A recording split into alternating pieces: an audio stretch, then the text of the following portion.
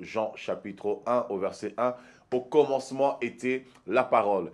Et c'est merveilleux de commencer cette année avec la parole, parce que lorsque Jésus est l'alpha, il est automatiquement l'oméga, parce qu'il commence avec nous et il achève avec nous. Et c'est un plaisir pour moi de me savoir chez vous, et c'est une grande joie de nous recevoir chez vous. Et comme quotidiennement, vous êtes fidèles devant vos écrans en train de suivre cette émission, il est écrit, car cette émission, il est écrit, est une émission qui nous plonge dans les profondeurs de la parole de Dieu pour que nous soyons des hommes faits, des hommes et des femmes faits, accomplis, aguerris, afin d'accomplir la volonté de Dieu. Alors ce soir, sur ce plateau, je ne suis pas seul, le plateau, il est écrit, je suis accompagné d'un homme de Dieu, l'évangéliste Steve Lopez, qui est juste à ma droite. Comment ça va, homme de Dieu? Bonjour, cher apôtre. Que Dieu soit béni. Alors n'hésite surtout pas, tu as ta caméra qui est juste là, tu peux t'adresser aux personnes et pendant tout au long de cet enseignement. Et je suis heureux au moment de t'avoir sur ce plateau, évangéliste. Et nous avons eu une veillée ensemble il y a 2-3 jours de cela. Ouais. Et c'était une veillée qui était merveilleuse. Ouais, c'était la gloire. C'était la gloire. Nous avons eu une veillée il y a 3 jours de cela et c'était magnifique.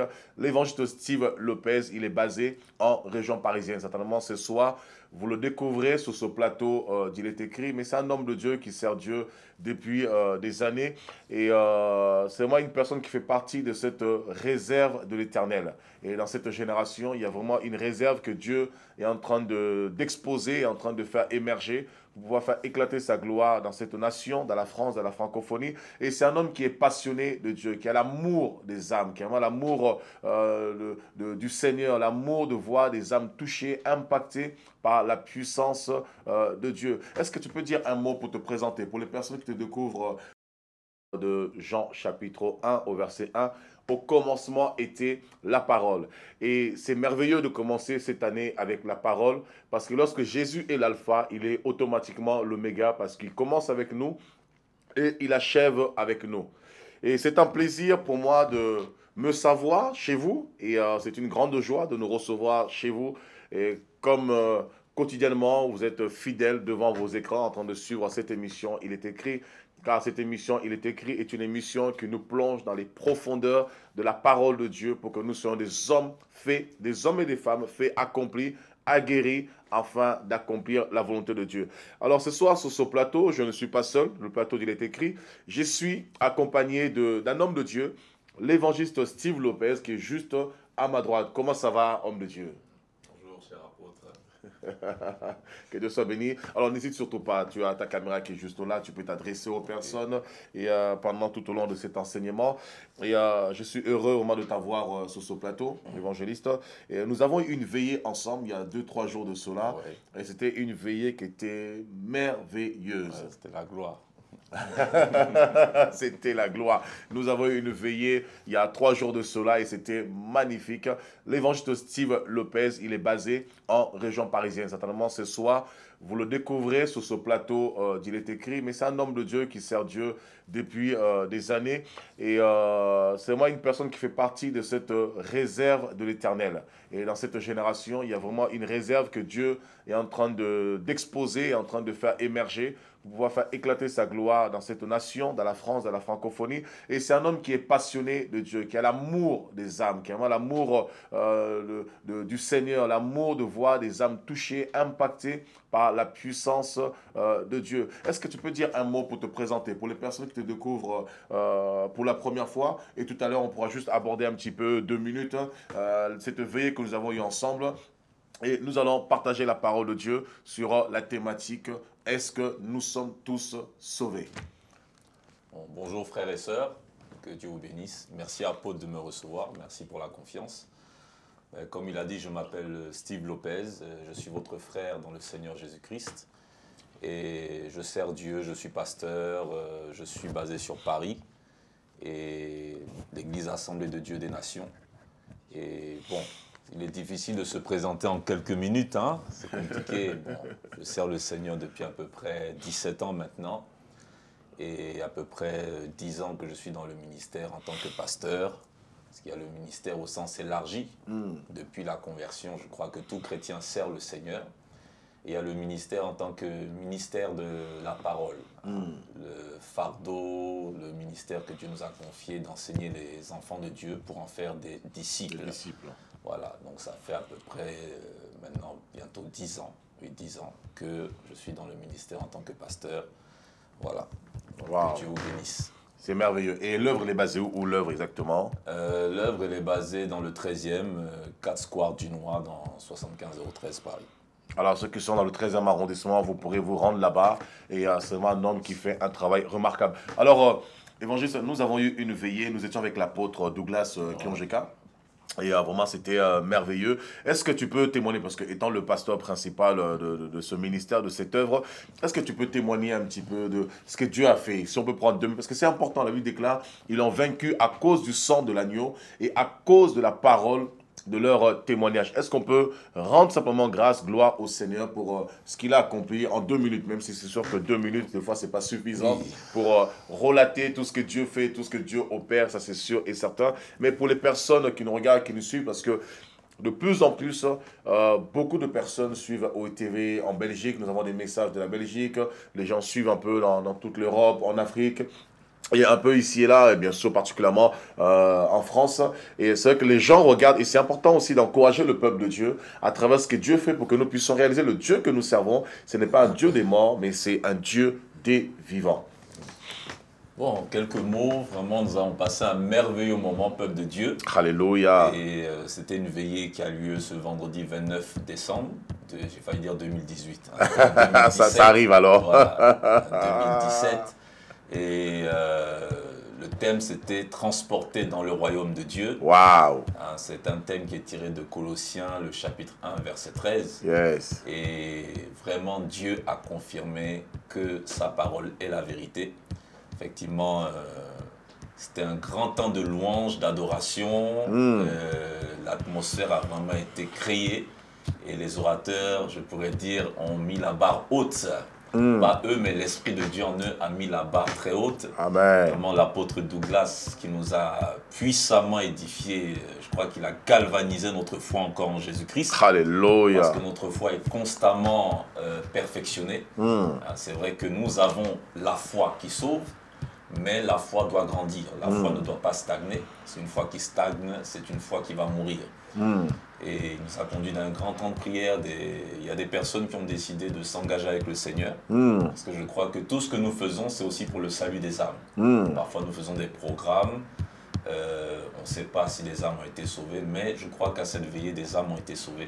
Alléluia. Il y a eu des conversions. Il y a eu quand même beaucoup de conversions, facilement une dizaine de conversions. Il y a eu des conversions. En tout cas, il y a eu des conversions. Et aussi, je crois que la foi de beaucoup a été restaurée. Amen. La foi de beaucoup, parce que l'évangile a été prêché en parole, mais en démonstration de puissance.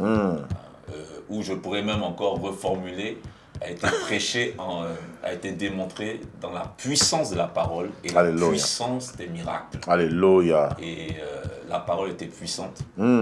Et notamment, même l'apôtre Steve Kunda qui était là, je rends gloire pour la vie de son ministère, je rends gloire à Dieu, car il y avait une dame qui avait ça faisait au moins 8 mois, je pense, 8 mois qu'elle souffrait d'une arthrose. J'ai été témoin parce qu'elle est membre de mon assemblée. Et c'est pour dire que Dieu travaille dans la complémentarité. Vous savez, Marie, moi je vais parfois dans d'autres églises, Dieu m'utilise. Et je vois les chrétiens qui disent « Oh oui, mais mon pasteur, il est là, il est nul, Dieu ne l'a pas utilisé, c'est vous qui l'avez utilisé. » Et je dis non. Moi j'ai prié pour cette dame, mais... C'est Dieu qui fait croître. Dieu a voulu passer par l'apôtre et cette dame-là est revenue le dimanche. Elle a testé qu'elle n'a plus de douleur, plus rien, notamment à la veillée déjà. Elle ne pouvait pas se mettre à genoux, elle ne pouvait pas bien marcher. Le Seigneur l'a touchée instantanément. Elle a fait même des opérations médicales. Les médecins ont dit que... qui n'était pas liée à l'arthrose, qui était liée, je crois, à l'eau dans le genou. Elle était en pleine rééducation et c'est pendant la rééducation Elle a senti d'autres genres de douleurs. Et là, ils ont découvert encore autre chose, une arthrose. Et elle était pratiquement bloquée chez elle, pas possible de venir au culte. Et ce jour-là, elle a pu venir à cette veillée. Parce que sa grande sœur qui est à l'église est partie la chercher en voiture. Donc c'est une grande délivrance. Parce qu'elle souffrait même du fait de ne pas pouvoir se déplacer vu qu'elle était dans les transports. Alors qu'elle voulait aller adorer son Dieu dans la communion fraternelle. Maintenant elle va aller adorer. Alléluia. Elle a adoré son Dieu, elle a loué son Dieu. Alléluia. Et beaucoup de personnes ont été bénies. Voilà. Waouh, waouh. Ça a encouragé plusieurs personnes. Waouh, waouh, c'est merveilleux. Vous l'avez entendu vous-même, bien-aimés. Vous l'avez entendu vous-même. C'est merveilleux, c'est puissant. Vous l'avez très bien entendu vous-même. Et c'est glorieux, c'est puissant. Dieu a accompli des miracles. Dieu a accompli des prodiges. Et nous rendons gloire au Seigneur. Vous savez, nous ne nous recommandons pas nous-mêmes. Même si des fois on peut se recommander soi-même. C'est pas de la prétention, c'est pas de l'orgueil. Mais nous bénissons Dieu lorsque Dieu agit. Lorsque Dieu accomplit des miracles, toute la gloire revient au Seigneur. Nous sommes dans une génération où nous avons besoin d'expérimenter la puissance de Dieu. Nous avons besoin d'expérimenter la gloire de Dieu. Vous savez, la gloire de Dieu montre le surnaturel. Et j'ai compris une chose dans la Bible, et quand je regarde l'histoire de Moïse, c'est une histoire assez particulière. Vous voyez, c'est assez cocasse. Et Moïse a expérimenté la puissance de Dieu. Vous savez, vous connaissez tous cette histoire. Il va, par lui, Dieu va frapper l'Égypte, les 10 plaies d'Égypte, les grenouilles, l'eau transformée en sang, les ténèbres, les promenés vont mourir. Et ensuite, après, ils vont sortir de l'Égypte, ils vont traverser la mer. Mais ce qui est bizarre, paradoxalement, dans son histoire, c'est qu'après avoir séparé les eaux en deux, la mer en deux, ils vont traverser, ils vont sortir dans le désert, il va transformer... il va, comme ça s'appelle, le bâton en serpent, il va susciter le serpent des reins pour que le peuple soit guéri. Mais ce qui est bizarre, paradoxalement, c'est que Moïse dira après, Seigneur, fais-moi voir ta gloire. Alors, je me suis posé la question, mais comment un homme qui a vu de tels miracles peut-il dire encore, Seigneur, fais-moi voir ta gloire? Donc, ça veut dire que dans l'onction même et dans la manifestation de Dieu, il y a des dimensions. Et nous devons aspirer à une dimension supérieure. Vous voyez un petit peu? Et la dimension supérieure, c'est une dimension qui nous amène dans le surnaturel de Dieu. Et je crois par la grâce du Seigneur, vous allez vivre le surnaturel de Dieu tout au long de l'année 2018. Voilà, que Dieu soit béni. Invitez vos amis. Nous sommes en direct sur la box Orao, sur le canal 29. Vous pouvez aussi nous suivre en direct sur la page Facebook OETV ou éventuellement sur www.oetv.fr. Et comme dans son habitude, vous pouvez interagir en direct en appelant au numéro qui s'affiche juste en bas de votre écran, donc au 06 51 91 40 80. Vous pouvez nous appeler en direct à travers cet enseignement et poser vos questions au 06 51 91 40 80. Voilà, soyez grandement bénis, préparez-vous, nous allons partager la parole de Dieu. Le thème c'est, est-ce que nous sommes tous sauvés? Sommes-nous tous sauvés véritablement? Alors, sans plus attendre, nous allons simplement incliner nos têtes, rendre grâce au Seigneur, nous sommes en direct, et ensuite nous allons partager la parole de Dieu. Père, nous bénissons ton nom pour ta grâce, ce privilège, Seigneur, de partager encore ta parole, Seigneur, oh Dieu. Merci pour tes bienfaits, ton amour, Seigneur, Dieu de gloire. Merci pour ce beau jour, Seigneur, que tu nous donnes, Seigneur, ce premier jour de l'année 2018, Seigneur, Dieu de gloire. Et nous voulons démarrer, Seigneur, oh Dieu, cette année avec toi, dans l'excellence, dans la gloire, dans le surnaturel, Adonai. Et nous savons que le surnaturel ne peut que se produire par ta parole, car tu accompagnes ta parole par des signes, des prodiges et le surnaturel. Seigneur, nous prions à cet instant que toutes les personnes qui vont suivre cet enseignement, toutes les personnes qui sont connectées, qui nous reçoivent chez elles, Seigneur, oh Dieu, à cet instant, que ces personnes soient impactées dans leur fort intérieur, que ces personnes soient transformées par la puissance de ton esprit et par l'onction de ta parole, oh Dieu de gloire. Père, que les malades soient guéris en direct, que, Seigneur, les possédés soient délivrés, Seigneur, oh Dieu, et que le miracle s'accomplisse, Seigneur, oh Dieu de gloire. Que ton nom soit béni, dispose, Seigneur, chaque entendement, dispose de chaque cœur, éternel Dieu, ainsi que nous-mêmes qui sommes sous ce plateau, afin que l'atmosphère du ciel se libère dans nos vies, ainsi que dans toutes les vies, dans les vies de toutes les personnes qui nous suivent à cet instant. Que ton nom soit magnifié, que ton nom soit béni, au nom de Jésus-Christ. Amen. Dieu soit loué. Alors nous sommes dans Romains chapitre 10. nous allons partager un message merveilleux. Nous sommes dans Romains chapitre 10, bien aimé, au verset 9 à 10. Le thème c'est « Sommes-nous tous sauvés ?» Beaucoup de gens se posent des questions en disant « Est-ce que je suis sauvé ?» Voilà. Et beaucoup se posent la question, est-ce qu'un chrétien peut perdre le salut lorsqu'on a accepté Jésus une fois dans notre vie? Est-ce qu'on peut perdre le salut lorsqu'on a accepté Jésus-Christ? Est-ce que nous sommes sauvés définitivement? C'est fini. À partir du moment où on a accepté Jésus-Christ, c'est fini. Il n'y a plus rien à faire. Nous sommes sauvés, c'est parfait. Le ciel est complètement ouvert. Ou éventuellement, est-ce qu'on peut perdre le salut pendant notre marche? Alors certainement cet enseignement, ça va être l'introduction ou ça va être le début d'une série d'enseignements que nous aurons éventuellement par rapport au salut. Et nous comprendrons véritablement en tant qu'enfants de Dieu, est-ce qu'actuellement, à l'heure où nous parlons sur ce plateau et dans notre marche quotidienne au jour le jour, est-ce que véritablement nous sommes sauvés ou nous sommes juste des chrétiens de nom?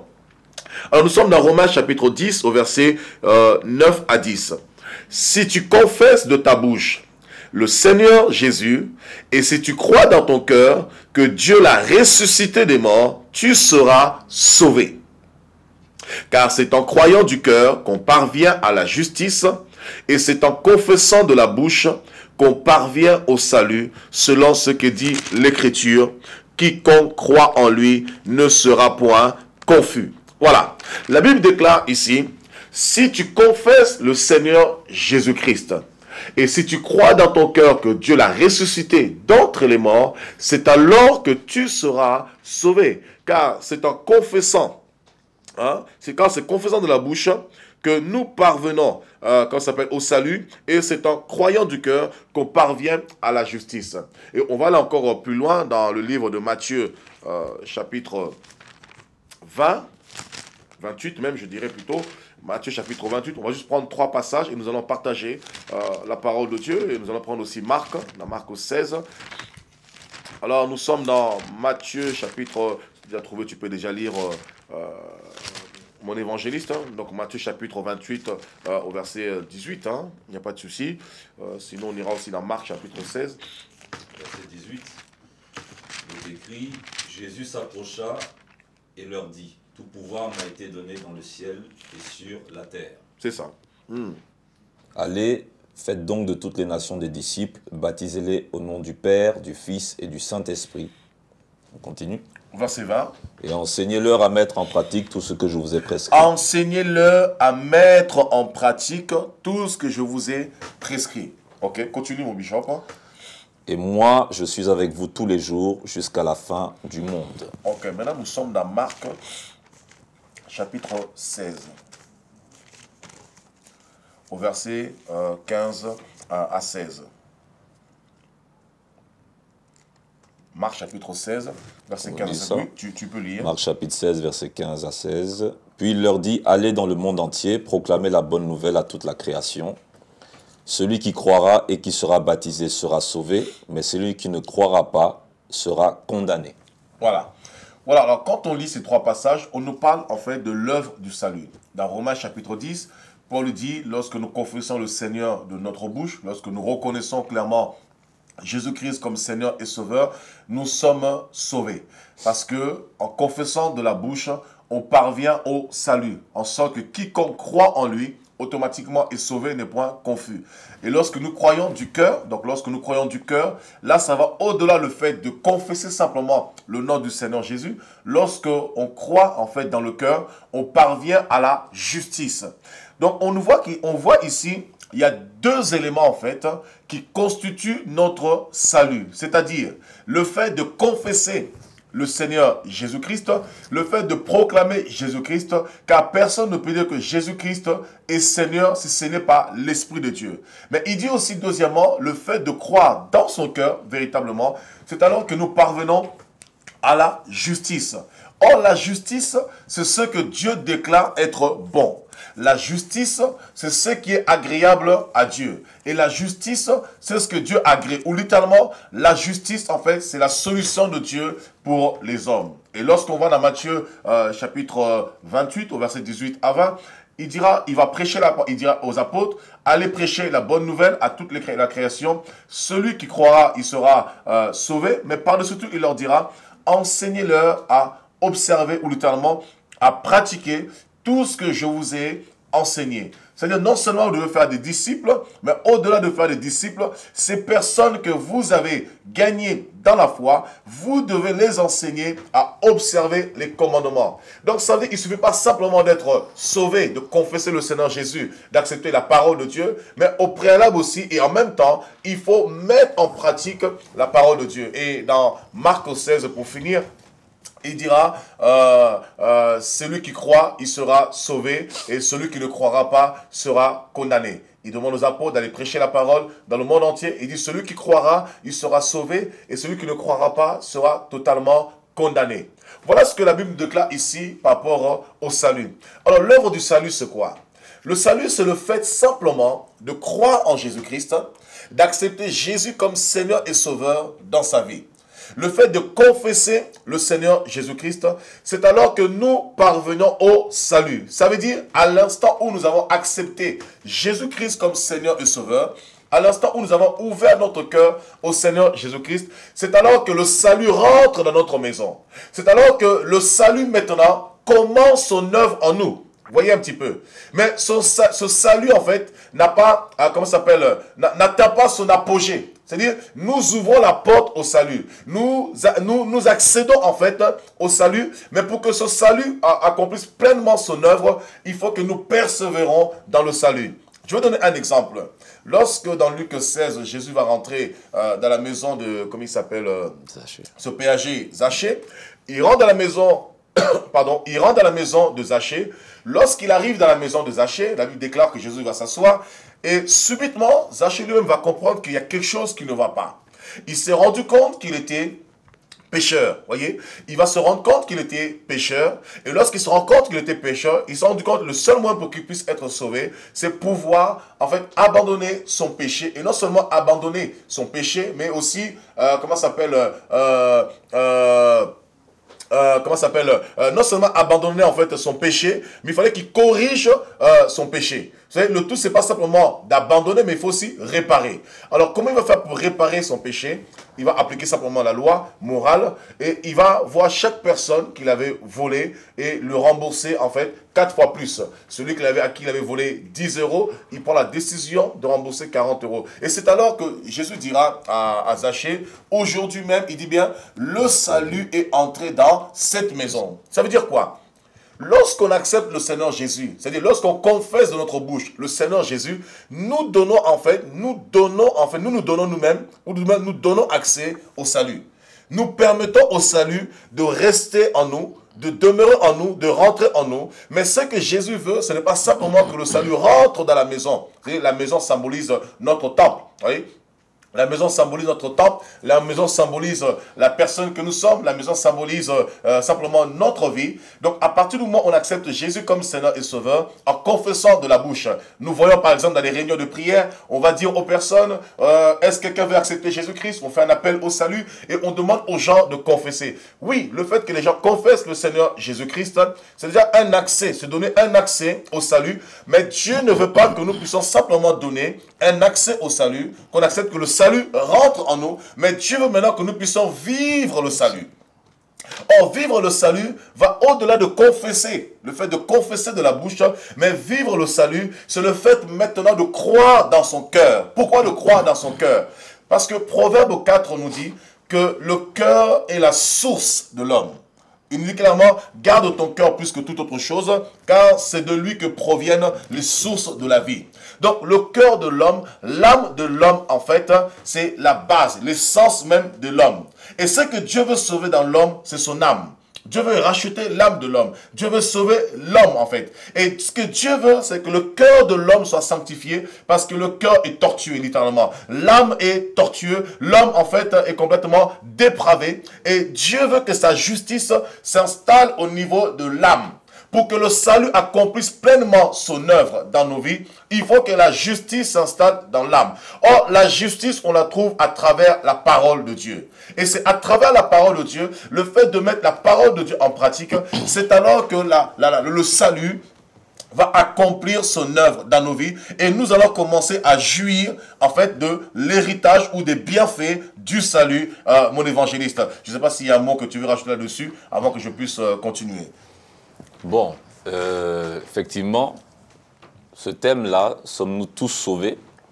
Je crois que beaucoup de gens ne comprennent pas c'est quoi le salut en fait.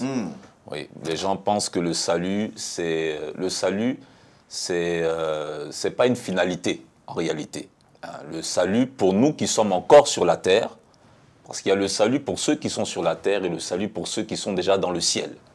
Parce qu'il y a l'Église que nous sommes, qui appartient à Jésus-Christ, qui est présente dans la chair, et il y a l'Église qui est déjà, on pourrait dire, auprès du Seigneur, qui est déjà passée par la mort, qui a accompli sa course.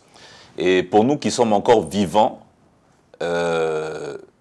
j'ai une pensée. Dans Matthieu chapitre 13, Jésus donne une parabole. Il dit le royaume des cieux. En parlant du royaume de Dieu, c'est la même chose. Est semblable à un homme qui a jeté un filet dans la mer. Et il a pris toutes sortes de poissons. Et il y avait des bons poissons. Ces poissons, les bons, on les a mis d'un côté, dans des vases. Et les mauvais, on les a mis d'un autre côté. Et il dit, il en sera de même à la fin du monde. Les anges viendront et ils mettront les justes d'un côté, les méchants d'un côté. Tout à fait. Et là, il faut comprendre un peu les images, parce que ce sont des images prophétiques qui parlent des temps de la fin, mais qui sont actuelles. La mer, c'est le monde dans lequel nous sommes. C'est la mer, vous voyez, la mer, c'est elle va à gauche, elle va à droite. C'est un monde qui n'est pas maîtrisable, qui est rebelle à Dieu, qui refuse d'être maîtrisé par Dieu. C'est ce que nous étions avant d'être chrétiens. Et le filet, c'est la prédication de la parole de Dieu. C'est la charge que Dieu a donnée à tout chrétien de prêcher la parole de Dieu, de témoigner de Jésus-Christ. Mais ce qui est bizarre, c'est que ce filet ne ramène pas que des bons poissons. La Bible dit qu'il ramène des bons et des mauvais poissons. Mais ces bons et ces mauvais poissons, ce ne sont pas des cadavres, ce ne sont pas des morts vivants, ce sont des êtres humains. Ces êtres humains, ça veut dire que dans nos églises, il y a un mélange de sauvés et de perdus. Mais le temps n'est pas venu pour nous de séparer forcément ces perdus et ces sauvés. Car quelqu'un peut rentrer dans une église, mais il n'est pas encore rentré dans le royaume de Dieu.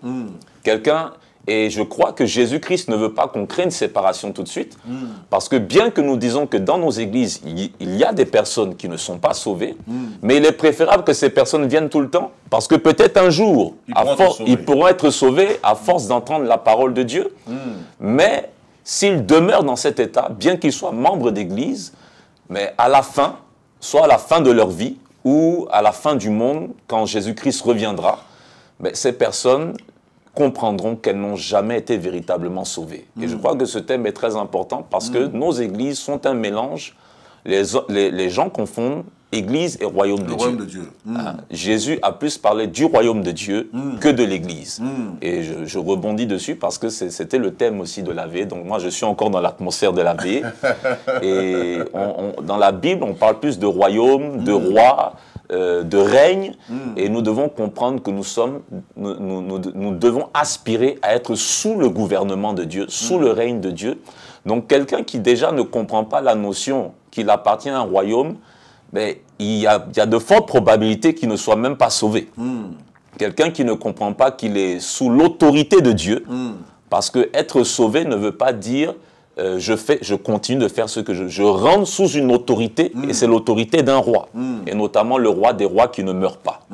Et je crois effectivement, pour rebondir aussi, le salut rentre dans notre vie, mais le salut est plus qu'un événement.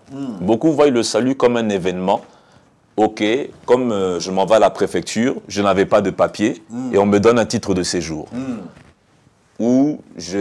Ou aujourd'hui, j'aspire, pour nous qui sommes en France, j'aspire à la nationalité française, mais nous voyons aujourd'hui des personnes qui prennent la nationalité française, mais qui ne prennent pas les valeurs de la France.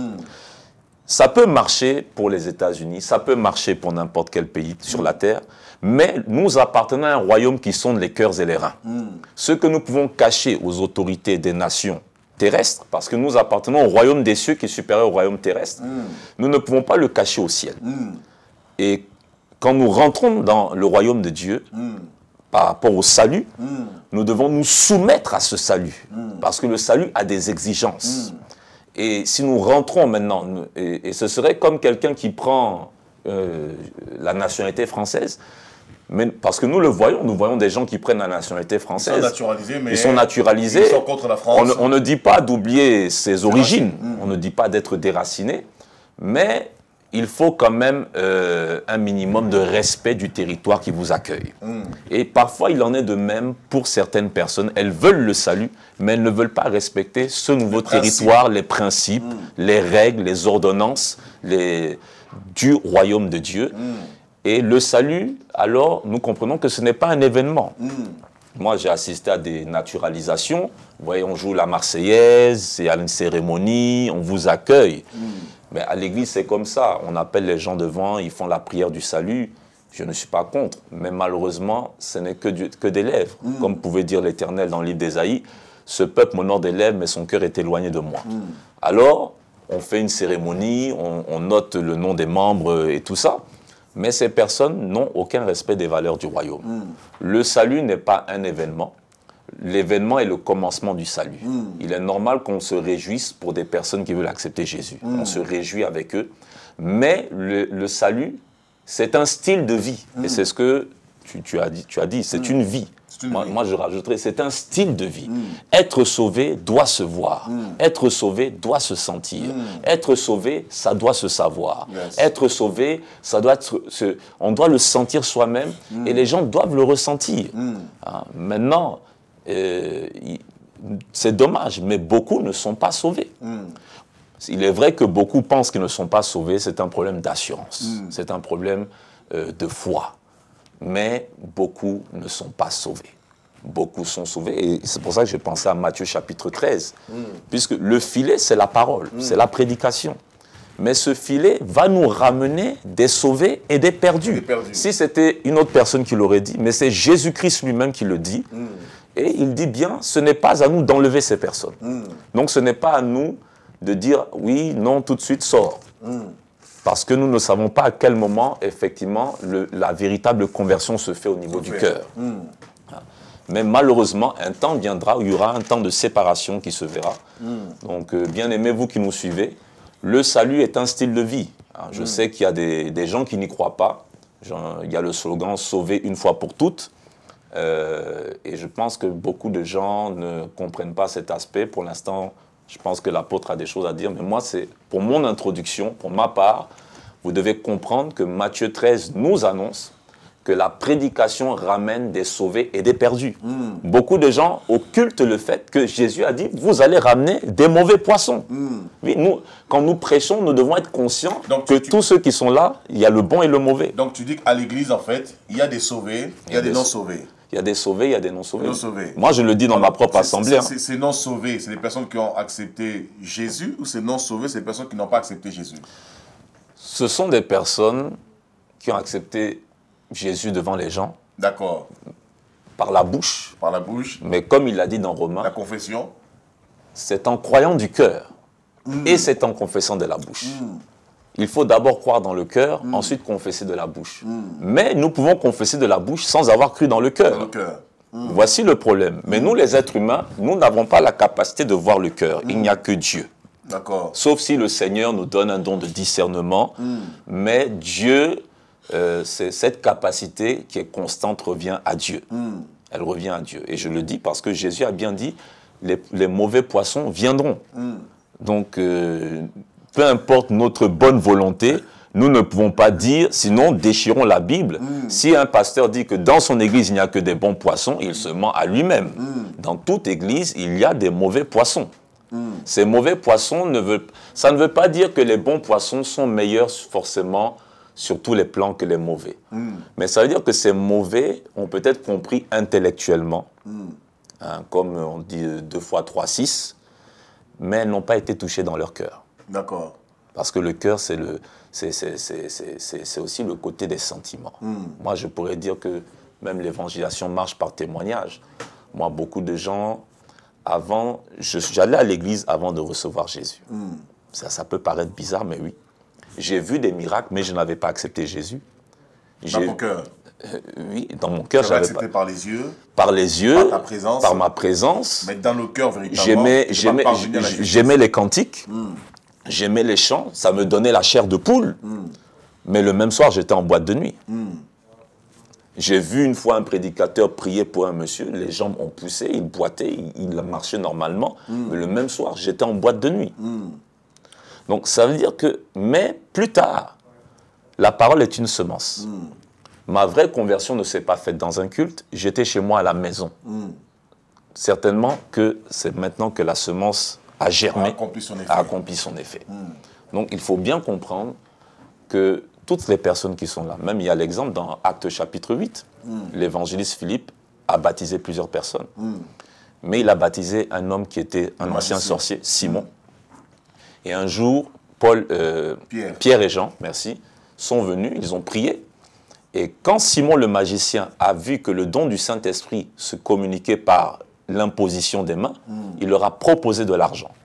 Et Simon a discerné que toi, tu n'es pas converti, tu es encore dans les liens de l'iniquité. Mais pourtant, il a été baptisé, mais il n'avait pas cru dans le cœur. Il avait confessé, mais il n'avait pas cru dans le cœur. Et je pense que tout est une question d'équilibre. En vérité, nous ne sommes pas là pour dire tel est sauvé, tel n'est pas sauvé, mais nous sommes là pour, comme des voix qui avertissons. Nous ne faisons qu'avertir, et à chacun de se juger soi-même. Voilà. Ok, bah là c'est merveilleux, c'est une très belle introduction. Vous l'avez bien compris, comme on a dit par rapport à Romains chapitre 10, l'évangile se dit quelque chose en disant, il y a des personnes qui sont dans l'église, qui sont sauvées, d'autres qui ne sont pas sauvées. Mais ce qui est bizarre, c'est que dans l'église, nous avons des personnes catégoriquement qui ne sont pas sauvées, qui sont des accompagnateurs. Ils peuvent venir à l'église, ils peuvent chanter de louanges, et ils peuvent être pendant des années dans les églises. Ils écoutent la parole de Dieu, mais quand vous parlez avec eux, ils vont vous dire, non, moi je suis catholique, je resterai catholique. Moi je suis musulman, je resterai musulman par exemple, parce que le filet est jeté, et le filet attire tout le monde, parce que l'onction attire de tout. Et lorsque Jésus était sur la terre, tout le monde était attiré. Ouais. Ça, c'est des personnes qui ne sont pas du tout sauvées catégoriquement, c'est-à-dire qui ne croient même pas, qui n'ont pas du tout la foi. Mais parallèlement aussi, paradoxalement, vous avez aussi des personnes qui prient Dieu tous les jours, qui chantent les louanges, qui chantent les cantiques, qui ont accédé au premier niveau du salut, parce que le salut, en fait, c'est le premier niveau qui nous fait accéder dans le royaume de Dieu. Voyez? Parce que sans le salut, personne ne peut rentrer dans le royaume de Dieu. Et ensuite, après, il y a des niveaux. Et on doit maintenir, en fait, le salut pour acquérir la rédemption totale et être sauvé totalement. Parce que la Bible déclare dans Romains chapitre 8, au verset 24, nous sommes sauvés en espérance. Vous voyez un petit peu. Alors, vous avez des personnes qui croient en Dieu, qui prient matin, midi, soir, mais ce qui est bizarre, c'est qu'à la fin, Dieu leur dira carrément, je ne vous ai jamais connu. Des personnes qui chantent des louanges, qui chantent des cantiques, des personnes qui fréquentent les églises, des personnes qui servent le Seigneur. Pourquoi? Parce que le Seigneur ne veut pas simplement que nous nous contentions en fait de proclamer son nom. Hein, comme l'a si bien dit l'évangéliste, ce peuple m'honore des lèvres, mais son cœur est éloigné de moi. Pourquoi? Parce que Dieu vise le cœur. Il sait que le problème de l'homme, c'est au niveau du cœur. Et le salut, en fait, doit se manifester au niveau du cœur. Parce que lorsque l'intérieur est propre, automatiquement, tout l'extérieur sera propre. C'est parce que c'est par l'abondance du cœur que la bouche parle. Ta bouche peut exprimer des choses, ta bouche peut parler de Dieu, ta bouche peut prier, ta bouche peut chanter des cantiques, des louanges. Mais si ton cœur n'est pas circoncis, si tu n'as pas connu la circoncision du cœur, si ton cœur n'a pas été transformé, si ton cœur n'est pas parvenu à la justice de Dieu, tu ne peux pas être sauvé parce que personne ne peut servir Dieu selon lui-même. Personne ne peut servir Dieu par sa propre intelligence, par son propre caractère. Écoutez, dans l'Ézéchiel 37, Dieu dit aux enfants d'Israël, et 36 même, pardon, il dit carrément aux enfants d'Israël, je vous donnerai un esprit nouveau, je vous donnerai un cœur nouveau. Pourquoi un cœur nouveau? Parce que ce cœur nouveau nous permet en fait de pratiquer la parole de Dieu. Et lorsqu'on parvient à la justice, c'est pour être agréable à Dieu.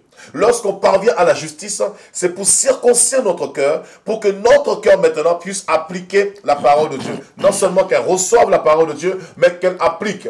Parce que lorsqu'on parvient à la justice, le mot justice, en grec, veut dire littéralement celui qui est approuvé par Dieu, ou celui qui est agréable à Dieu, ou celui qui est comme il doit être. Ça veut dire que Dieu, lorsqu'il t'a créé, lorsque Dieu te voit, il te voit parfait. Lorsque Dieu te voit, il te voit en Christ, parfait en Christ.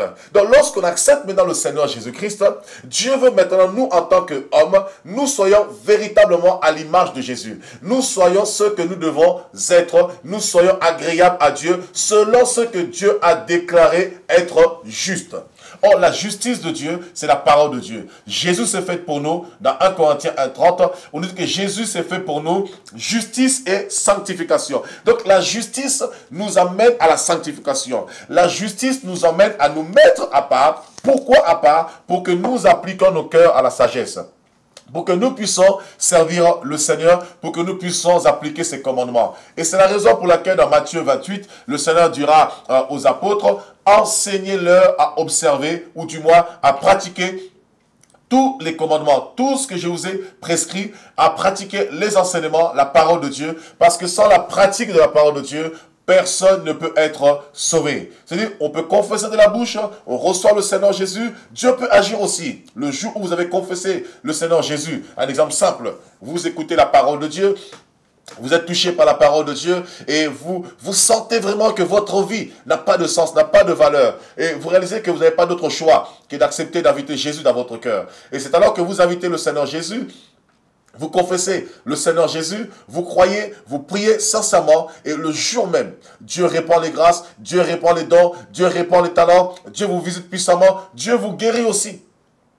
Mais ce que Dieu veut, c'est que vous ne vous arrêtiez pas à ce stade où vous avez confessé le Seigneur, où Dieu se manifestait dans votre vie. Maintenant, ce que Dieu veut, c'est que vous maintenez en fait le salut et que vous grandissez et que vous abondez en grâce pour que le salut accomplisse pleinement son œuvre, pour que le salut en fait s'opère totalement dans vos vies, dans nos vies, jusqu'à nous emmener à la rédemption totale. Et c'est la raison pour laquelle, dans nos églises, nous avons beaucoup de gens qui prient Dieu. Ils pensent que parce qu'ils ont accepté Jésus-Christ comme Seigneur et Sauveur, ils pensent que c'est fini, ils sont sauvés. Non, mon ami.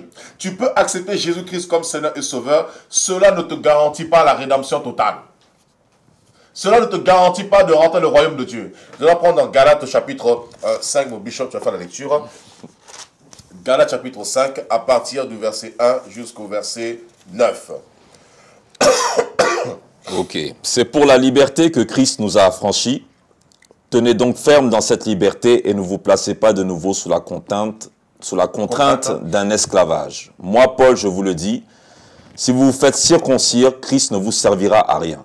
Et j'affirme encore une fois à tout homme qui se fait circoncire qu'il est tenu de mettre en pratique la loi tout entière. Yes. Vous êtes séparés de Christ, vous tous qui cherchez à être considérés Tu peux reprendre s'il te plaît? Vous êtes séparés de Christ. Vous tous qui cherchez à être considérés comme justes dans le cadre de la loi, vous êtes déchus de la grâce. Oh, vous êtes séparés de Christ. Vous tous qui cherchez la justification dans la loi, vous êtes déchus de la grâce. Continue. Nous, c'est de la foi et par l'Esprit que nous attendons la justice espérée. En effet, en Jésus-Christ, ce qui a de l'importance, ce n'est ni la circoncision, ni l'incirconcision, mais seulement la foi qui agit à travers l'amour. Vous courriez bien. Qui vous a arrêté pour vous empêcher d'obéir à la vérité? Cette influence ne vient pas de celui qui vous appelle. Un peu de levain fait lever toute la pâte. Waouh! Regarde ce qu'il dit ici.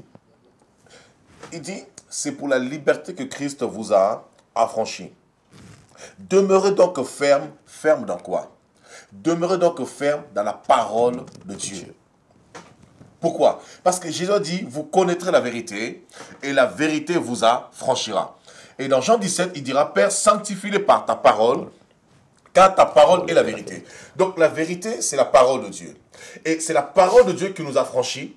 C'est la parole de Dieu qui nous rend prompte à toute bonne œuvre.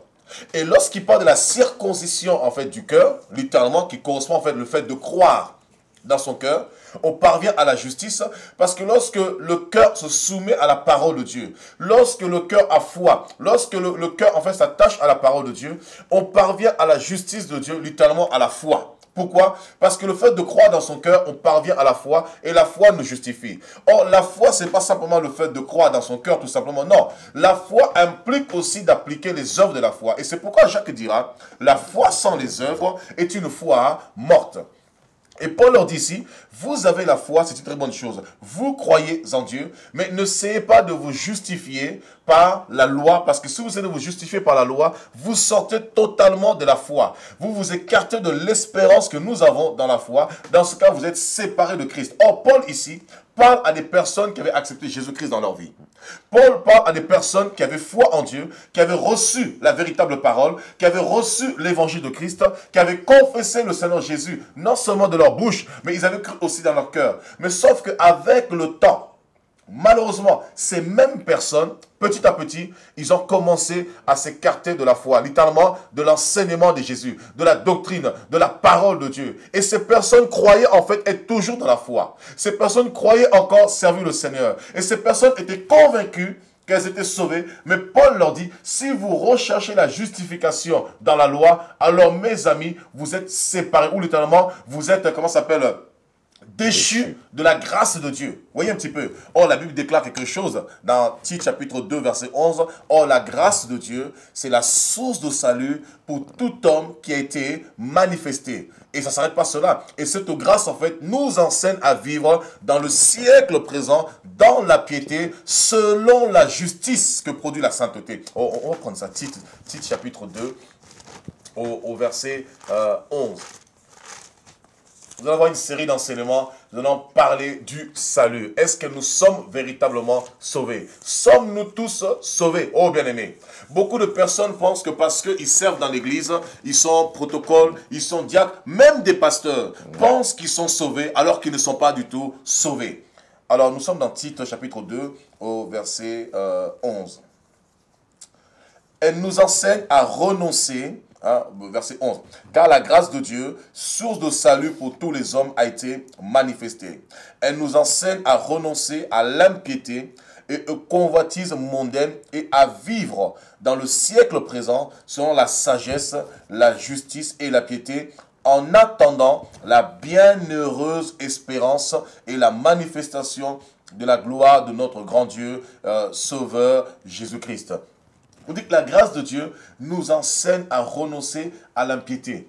Elle nous enseigne à vivre dans la justice et dans la justice que produit la piété, dans la sagesse, dans le siècle présent. Ça veut dire que la grâce ne suffit pas simplement. Beaucoup disent, ah non, moi j'ai accepté le Seigneur Jésus-Christ, c'est bon. Comme j'ai accepté Jésus, je suis sauvé, je vais à l'église. Oui, mais l'église n'est pas le royaume de Dieu. Voyez, l'église est l'institution que Dieu a établie sur la terre pour pouvoir justement, présenter le salut au monde. Pour pouvoir justement préparer les hommes au salut. Et pendant que nous sommes dans l'église, pendant que nous recevons la parole de Dieu, eh bien, pendant que nous sommes dans l'église, nous sommes en train de nous préparer pour le salut.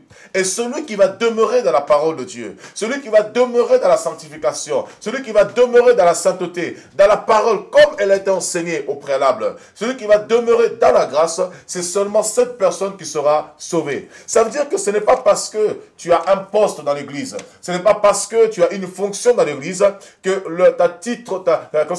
ton titre, ta fonction, ton poste vont te garantir le salut, vont te garantir en fait l'excellence ou le succès. Non, c'est le fait de demeurer dans la grâce de Dieu parce que c'est la grâce qui nous sauve. Et cette grâce ne consiste pas simplement à nous apporter le salut, mais cette grâce en fait accomplit son œuvre dans nos vies lorsque nous nous soumettons au principe de la grâce, c'est-à-dire à vivre non plus selon les convoitises de la chair, les convoitises mondaines, mais à vivre selon Dieu. Et lorsque nous vivons selon Dieu, c'est alors que la parole de Dieu s'accomplit en nous. Et c'est pourquoi Dieu dira, l'obéissance vaut mieux que les sacrifices. C'est alors que la parole va accomplir pleinement son effet. Et l'effet de la parole, c'est quoi? C'est produire la vie de Dieu en nous, afin que cette vie, non seulement se manifeste sur la terre, mais elle continue jusque dans l'éternité, mon bishop. Je ne sais pas si tu as quelque chose à rajouter avant que nous puissions en continuer dans cet enseignement.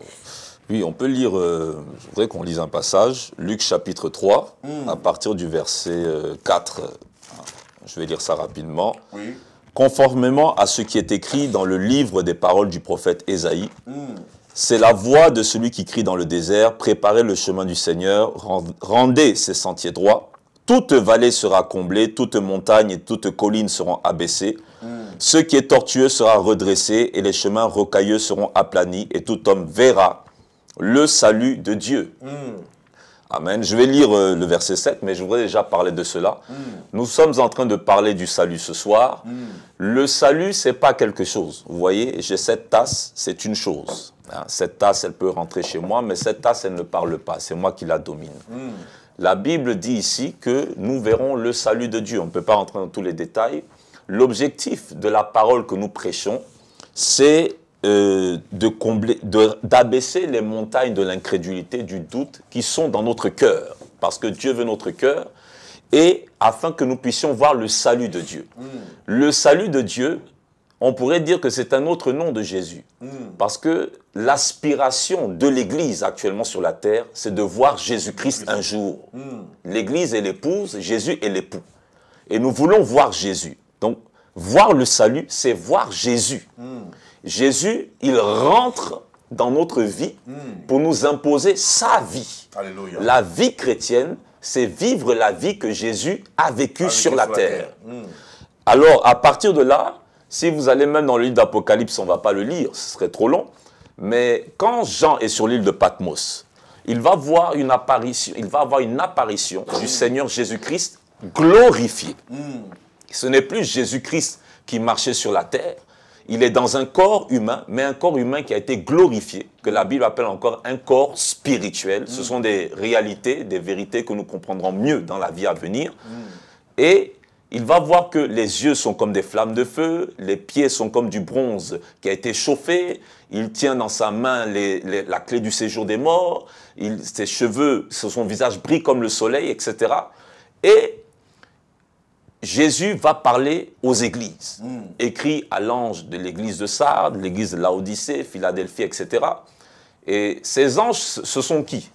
Ces anges ne sont pas des anges du ciel, ces anges, ce sont les responsables des assemblées, parce que l'ange Gabriel n'a pas besoin qu'on lui écrive une lettre pour que ça aille au ciel, parce que le postier ne saura pas où envoyer ça. Donc l'ange ici, parce que le mot ange veut simplement dire messager, donc nous tous, nous sommes des messagers de Dieu. Donc il y a le messager céleste, hein, qu'on appelle ange, hein, en général, mais un chrétien est une lettre vivante, un apôtre, un évangéliste, un prophète. Nous sommes tous des messagers de Dieu. Et ces messagers, ce sont les anciens de l'Église, les responsables de ces églises. Et vous voyez qu'au départ, Jean, dans sa vision, il voit Jésus au milieu des 7 chandeliers d'or. Et on dit bien que les 7 chandeliers représentent les églises. La flamme, c'est l'Esprit de Dieu, mais le chandelier, c'est l'église sur laquelle vient reposer le Saint-Esprit. Comme on pourrait dire l'onction, le fait d'être imbibé, hein, embrasé par le feu de l'Esprit de Dieu. Mais à la fin, hein, pour ne pas m'attarder sur Apocalypse, on voit Jésus, au début, il est au milieu. Comme il pouvait le dire, là où 2 ou 3 sont assemblés en mon nom, je suis au milieu de vous, dans selon Matthieu 18, verset 19. Mais à la fin, on voit maintenant, il dit, maintenant je suis à la porte et je frappe. Donc, pour revenir à Luc 3, voir le salut de Dieu, c'est voir Jésus. Mais et ça veut dire que quand Jésus vient, le salut est un nom de Jésus, si vous voulez. Le salut, c'est Jésus lui-même. Le salut, ce n'est pas un événement. Ça se trouve dans un nom. Voilà, le salut, c'est Jésus. Parce que c'est lui le sauveur. Donc, quand le salut entre, c'est Jésus qui entre. Ce n'est pas Jésus entre d'un côté, le salut va rentrer d'un côté. Quand Jésus entre, c'est le salut. Il est lui-même le salut incarné. Il est la parole faite chair, il est le salut fait chair. Et quand il rentre, Apocalypse nous dit bien qu'il était au milieu. Donc, il était dans le cœur de l'Église. Mais à la fin, il est à la porte de l'Église. Et ce qui est paradoxal, c'est que Jésus peut être à la porte, mais ça ne l'empêche pas de parler.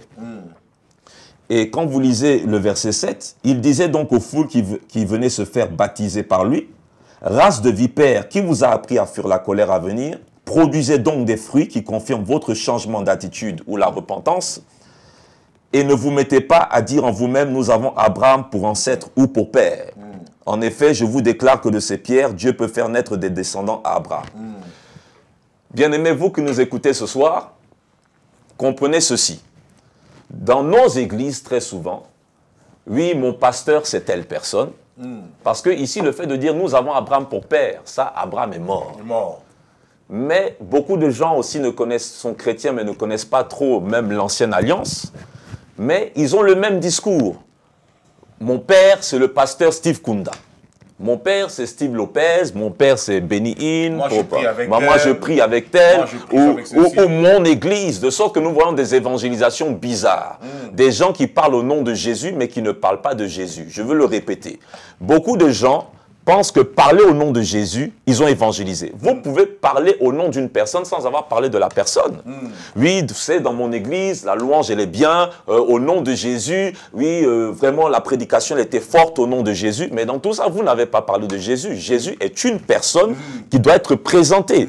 Qu'est-ce que Jésus veut? Comment Jésus est? Qu'est-ce que Jésus a dit? Donc, souvent, beaucoup de paroles, mais peu de Jésus. Mais le nom de Jésus est au début, au milieu et à la fin. Et il dit bien, race de vipères. Vous savez, dans le salut, il y a, je ne vais pas m'attarder sur des définitions, mais il y a 3 notions, la repentance, la conversion et la nouvelle naissance. La repentance, ce n'est pas un remords, mais c'est métanoïa, changement d'attitude, changement de pensée. Quand vous entendez la parole de Dieu, parce que ce que l'apôtre a dit, dans tout ce qu'il a dit en fait, c'est pour nous interpeller sur des signes aussi, comment reconnaître qu'une personne est sauvée, mais surtout d'abord moi-même, parce qu'avant d'enlever la paille dans l'œil de son frère, il faut d'abord enlever le gros poteau qui est chez nous. Ça, c'est moi qui rajoute le gros poteau. Mais c'est pareil, la poudre, mais je rajoute bien le gros, parce que souvent nous cherchons à enlever la paille chez l'autre, mais ce qu'il y a chez nous est très balèze. Alors, le Seigneur dit ceci. Il faut d'abord la repentance. Même la première prédication que nous avons après la Pentecôte, Pierre le dit bien, repentez-vous. Donc il n'y a pas de salut sans d'abord le signe de la repentance. Le signe de la repentance, c'est quoi? C'est que vous allez commencer à ressentir une tristesse. Mais la Bible dit la tristesse selon le monde conduit à la mort, mais la tristesse selon Dieu nous conduit au salut. Effectivement, à la repentance. Donc, pour savoir, est-ce qu'un jour dans ma vie, j'ai eu une véritable repentance, vous devez, ça, votre frère ne peut pas le ressentir pour vous. Votre pasteur ne peut pas le savoir. C'est vous. Pour revenir, ce sera d'abord dans le cœur, le siège de vos émotions. Alors, vous allez commencer à sentir une tristesse. Quel genre de tristesse? Vous allez commencer à vous sentir mal, à vous sentir honteux, à vous sentir sale, à vous sentir bizarre. Vous allez commencer à sentir sentir, mais vous avez l'impression que vous avez fait mal au cœur de Dieu. Ça, c'est le départ. Je vous assure, si vous n'avez jamais ressenti ça dans votre vie, peu importe la connaissance de la parole que vous avez, vous n'êtes pas sauvé. Ça, c'est le premier signe. Ça, c'est le premier signe. Parce que la Bible dit bien, la tristesse selon Dieu. On ne peut pas s'approcher de Dieu, il faut un remords. Jésus a parlé un jour des pharisiens et du publicain. Le pharisien est venu dire, je jeûne une fois par semaine. Je connais Matthieu, je connais... Bon, à l'époque, il n'y avait pas ça. Mais je connais Exode, je connais tout ça. Si on veut être contemporain, c'est ce que certains diront. Je prie là-bas, on sort de telle veillée, de tel séminaire, je suis effectivement dans la chorale, diacre et tout ça. Mais ces personnes, parfois, n'ont jamais ressenti cette tristesse qui doit aller au salut. Et ça, c'est dangereux. Si vous n'avez jamais ressenti ça, vous ne comprenez pas que vous avez fait du mal à Dieu un jour dans votre vie. Il n'y a que Dieu et vous-même qui pouvez le savoir. Parce que Dieu voit votre cœur, Dieu est à l'intérieur de votre cœur, il est partout. La deuxième chose, c'est que cette repentance-là, cette tristesse va vous pousser à confesser votre péché. Vous aurez envie de le confesser. Et si vous êtes trop mal, vous allez même chercher un frère ou une sœur, voire un pasteur, un prédicateur, pour le confesser. Je ne parle pas comme dans l'église catholique à un confessionnal. Mais je parle, si ça vous dépasse, vous allez chercher à trouver des gens qui connaissent le Seigneur, qui sont des... Moi, ça a été mon cas. Où vous allez parler à Dieu directement. je me sens sale, Seigneur. Qu'est-ce qui m'arrive? Hein, moi, je prends mon exemple.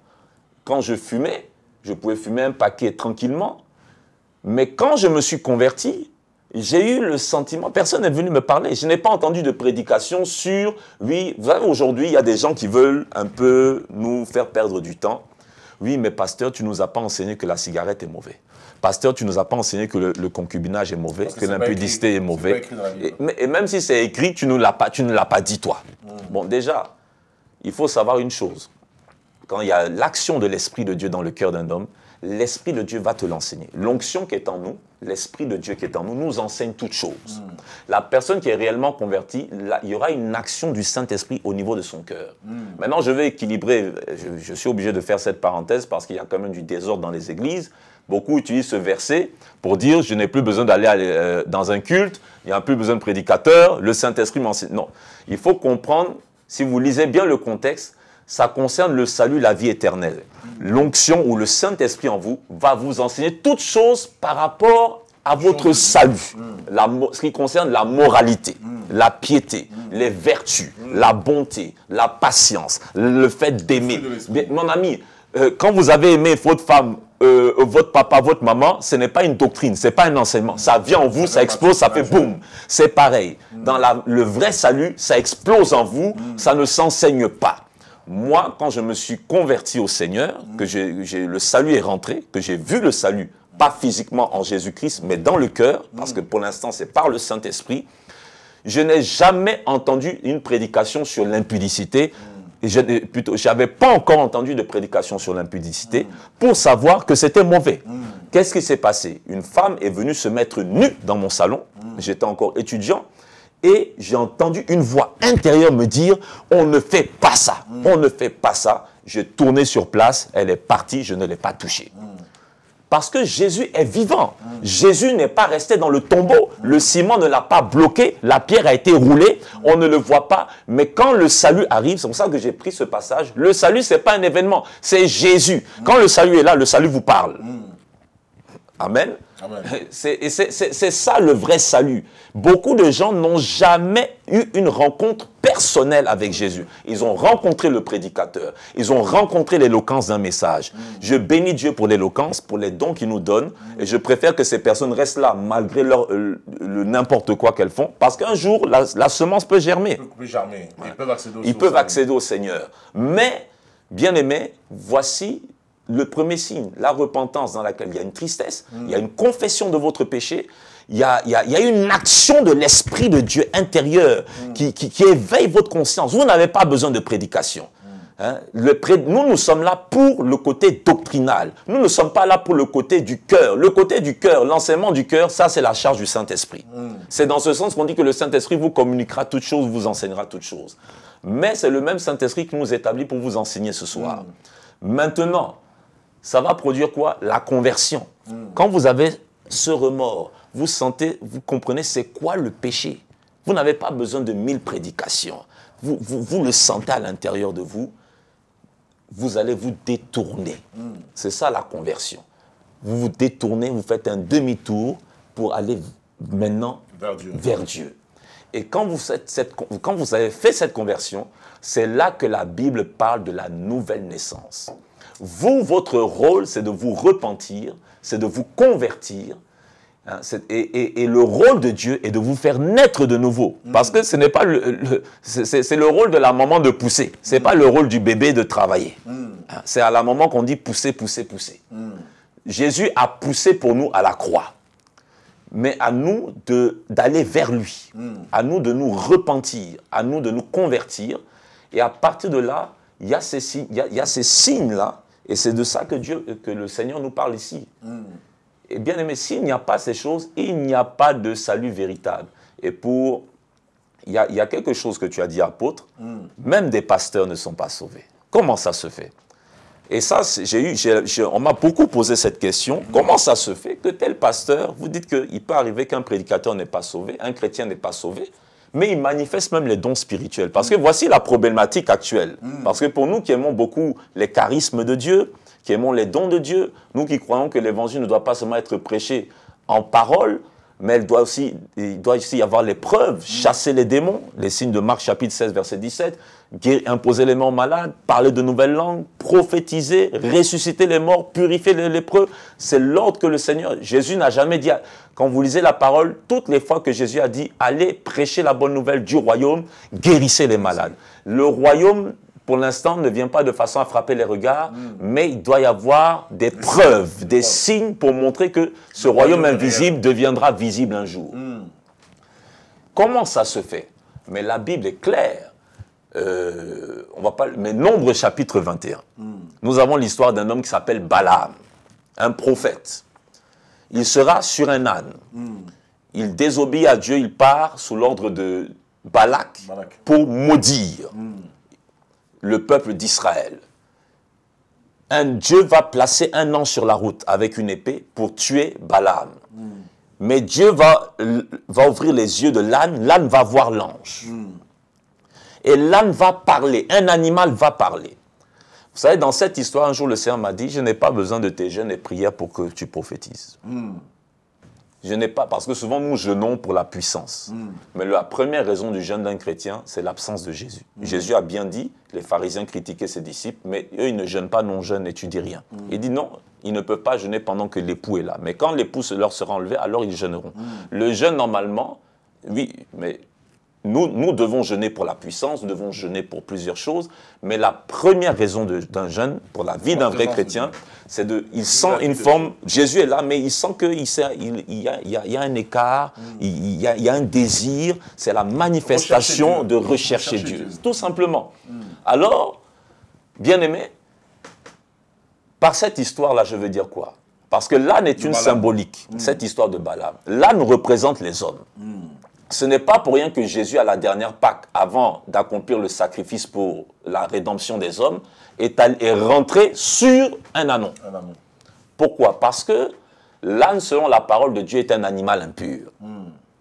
Et l'âne, c'est même, on dit bien, têtu comme un âne. L'âne, c'est l'image de l'homme irrégénéré, l'homme inconverti, l'homme animal, l'homme qui est loin de Dieu, l'homme qui ne veut pas de Dieu, l'homme qui veut vivre sa vie. Mais regardez bien, Balaam qui est lui-même prophète ne va pas voir l'ange. C'est l'animal. L'animal qui est l'image de l'homme païen, irrégénéré. Mais Dieu va lui donner deux dons à cet animal, la vision. Dieu va ouvrir les yeux spirituels, si je peux dire, de l'âne, vont s'ouvrir. Vous devez comprendre qu'il n'y a rien de nouveau sous le soleil. De la même manière, si Dieu a pu donner des visions à un âne, ce n'est pas un être humain qui a été créé à la base à son image, qui ne peut pas... Donc, vous avez des gens, des fois, dans l'église, qui ont des dons de vision, mais qui ne sont pas sauvés. Nous avons des phénomènes de pasteurs qui ont des visions qui peuvent vous décrire même votre caleçon, le décor de votre salon, de chez vous. Il dit, pendant que je suis là, je ne suis plus ici, je suis chez toi. Bon, Dieu fait ces choses. Je ne suis pas en train de dire que Dieu ne fait pas ces choses. Parce que si Satan peut faire une chose, comprenez que Dieu peut faire plus que ça. Oui, parce que souvent nous avons des gens, comme ils ne connaissent pas le surnaturel de Dieu, ils pensent que tout est magie, tout est faux. Non, je dis bien, si Dieu est supérieur à Satan, les serviteurs de Dieu sont supérieurs aux serviteurs du diable. Mais seulement, nous faisons cela selon la volonté de Dieu. On ne fait pas ça quand on veut. Ça arrive parce que Dieu le veut. Nous recherchons ces choses, mais c'est Dieu qui le fait à travers nous. Alors, comment ça se fait? Si Dieu le fait avec l'âne? Si Dieu le fait avec un âne, écoutez, si Dieu peut faire ça avec un âne, Dieu peut faire ça avec un païen. Parce que même l'homme, parce que l'homme païen est quand même plus important que l'animal. Le verset que tu lis, il dit bien, ne savez-vous pas que je peux susciter des pierres? Les pierres, là, c'est comme un âne. De ces pierres, Dieu peut susciter des enfants à Abraham. Voilà. Donc les pierres peuvent devenir des personnes. Les pierres peuvent devenir des personnes. Et le deuxième don, c'est lequel? L'âne a parlé, ou il a prophétisé. Et aujourd'hui, vous allez constater que même les dons qui sont les plus répandus dans l'Église, parce que c'est la volonté de Dieu. On voit même qu'à chaque fois qu'il y a eu baptême dans le Saint-Esprit, Paul le disait bien, avez-vous reçu le Saint-Esprit lorsque vous avez cru? À chaque fois, il y a trois choses qui se passaient. La manifestation du parler en langue, la manifestation de la louange, parce que souvent beaucoup pensent que le baptême du Saint-Esprit, ce n'est que le parler en langue. Non, la Bible dit, il glorifiait Dieu. Donc ça veut dire qu'une personne qui reçoit le Saint-Esprit, elle glorifie, elle loue, elle adore Dieu. Et la troisième chose, ils prophétisèrent. Et nous savons bien que même le parler en langue souvent est une prophétie, mais dans une autre langue. Et souvent, c'est l'interprétation qui arrive. Voilà. Donc, souvent dans l'Église, il faut bien comprendre, si Dieu a pu faire prophétiser un ange, souvent voici le mystère. Quelqu'un est là. Il n'est pas réellement converti. Il n'a pas eu cette tristesse qui mène à la repentance. Il n'est pas véritablement né de nouveau. Mais il est autour du feu. Regardez un peu, je vais vous donner un exemple. Je sors de chez moi, je me parfume. Et même j'exagère. De toute façon, avec Dieu, il faut exagérer. Hein? Avec Dieu, on cherche le débordement. On cherche à être rempli, saturé. Donc, je prends un parfum. Et même le parfum est une image du Saint-Esprit. Donc, je me parfume, je me parfume. Souvent, ça ne vous est jamais arrivé. Vous rentrez dans un ascenseur, il n'y a personne, mais l'odeur d'un parfum est là. La personne est sortie, hein, mais le parfum est là. La personne qui porte le parfum, elle n'est pas là, mais le parfum est là. Jésus, qui est lui-même le parfum, peut sortir, mais le parfum, l'odeur est là. Voici le danger dans nos églises, dans la vie des chrétiens, ou de ceux qui se pensent être chrétiens. À mon contact, moi je porte la présence de Jésus-Christ. Ce n'est pas de l'arrogance, ce n'est pas de l'orgueil, c'est la parole de Dieu. Je porte le parfum de Jésus, je porte la vie de Jésus en moi. Vous venez dans un culte, je prie sur vous, je vous touche, vous pouvez prophétiser. Pourtant, dans le décret normal de Dieu, il faut d'abord recevoir le salut, l'Esprit de Dieu, et vous prophétiser. Mais je peux activer une forme de prophétie en vous. C'est bizarre. Mais on le voit dans la Bible. On le voit dans la Bible. Vous pouvez être dans un endroit, et c'est pour ça que je parle d'abord d'un exemple de la nature, parce que c'est comme ça que Jésus enseignait. Jésus dit, le royaume, on prend, parce que la nature est un reflet des choses invisibles. Moi, je crois qu'un bon prédicateur doit être un bon observateur, parce que souvent nous cherchons la gloire de Dieu par des lumières, des anges. Psaume 19 dit, la gloire de Dieu est dans la création, raconte la gloire de Dieu. La gloire de Dieu, c'est l'être humain que je vois. Quand je vois la merveilleuse créature qu'est l'apôtre Steve, quand je vois les merveilleux décors de OETV, quand je vois l'équipe qui est là, quand je vois les frères et sœurs qui sont derrière, quand je vois la diversité des êtres humains que Dieu a créés, de la végétation, voici la gloire de Dieu. Parce que la gloire de Dieu, ce sont les œuvres et la renommée qui ressort de ces œuvres. Je me rends compte de l'intelligence, de la créativité, de l'imagination de ce Dieu qui est sans limite. Alors, bien aimé, vous devez comprendre que par l'observation de l'exemple du parfum, mais parfois, et vous venez, vous n'avez pas porté le parfum et quelqu'un vous dira, ah, tu sens bon. Mais en fait, vous êtes simplement rentré dans l'ascenseur ou bien vous étiez à côté de la personne.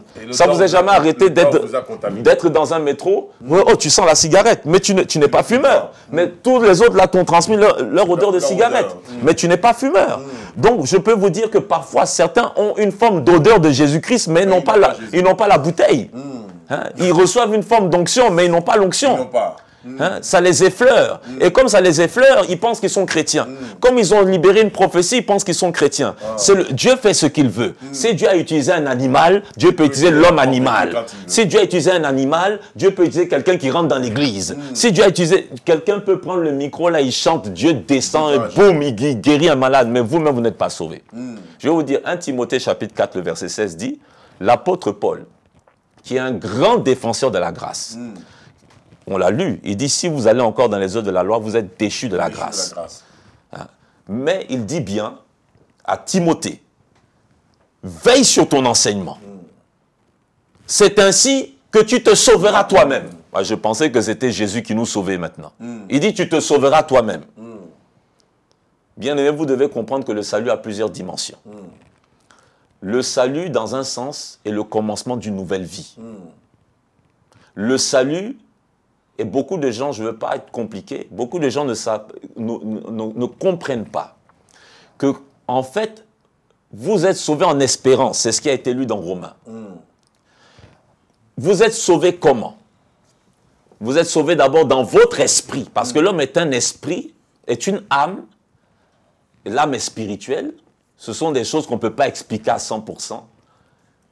Qui habitent dans un corps. Il y a la partie esprit. Le salut, c'est d'abord la personne de Jésus qui crée l'événement du salut en vous.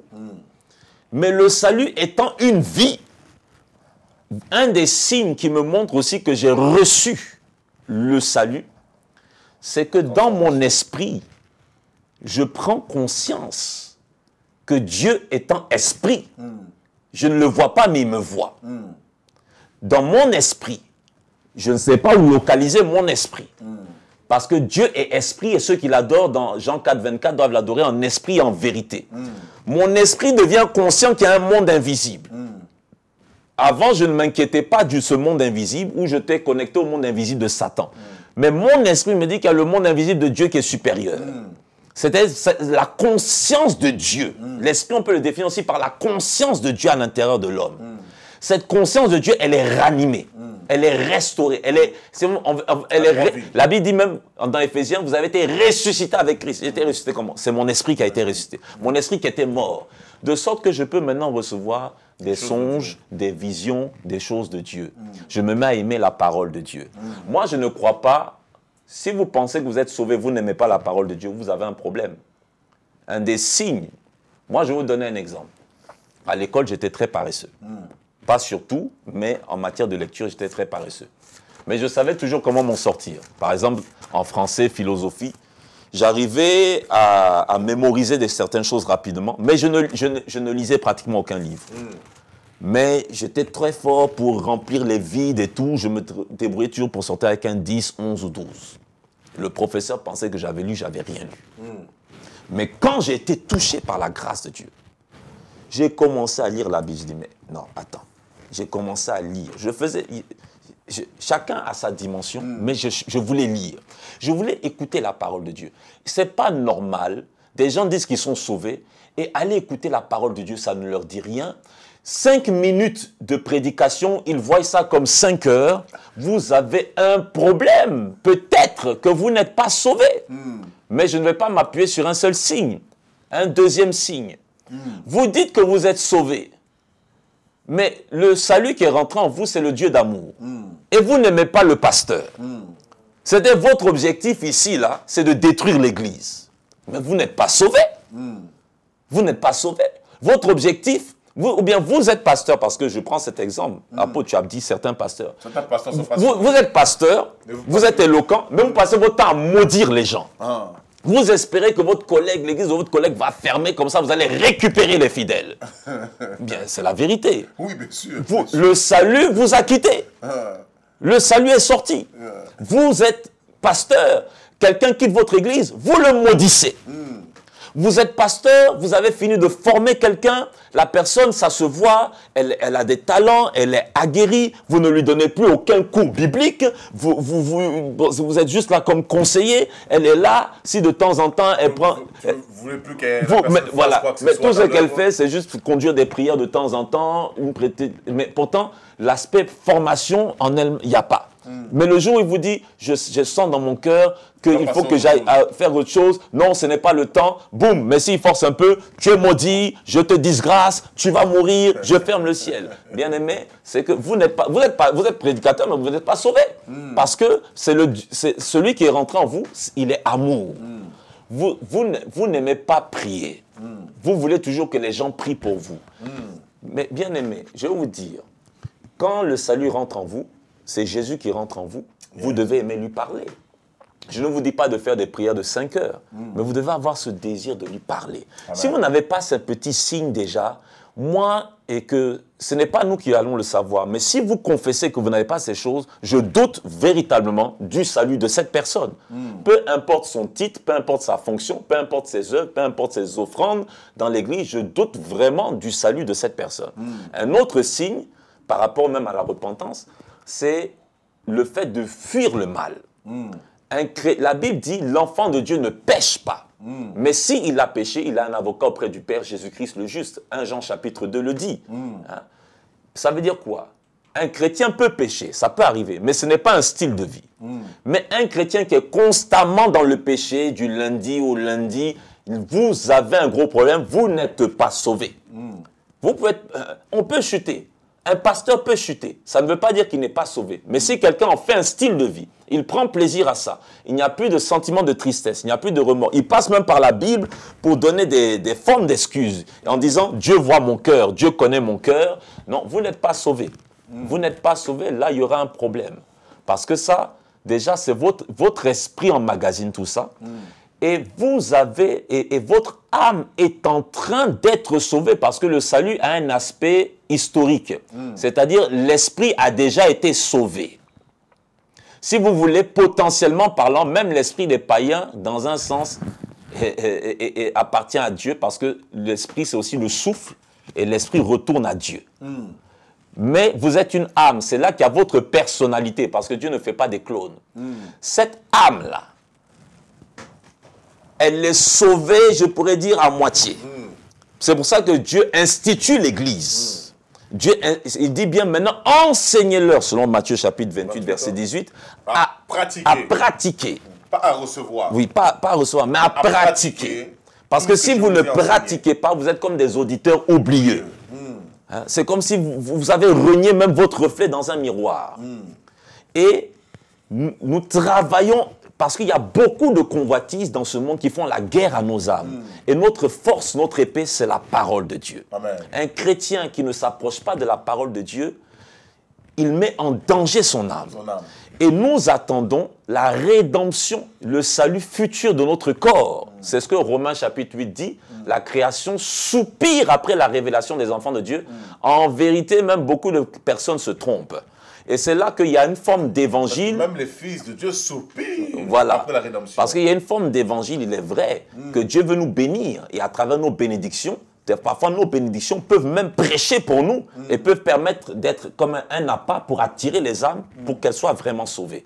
Mais ce passage-là, en réalité, la Bible dit dans Jean chapitre 3,16, Dieu a tant aimé le monde, pas la création. Ce n'est pas la même chose.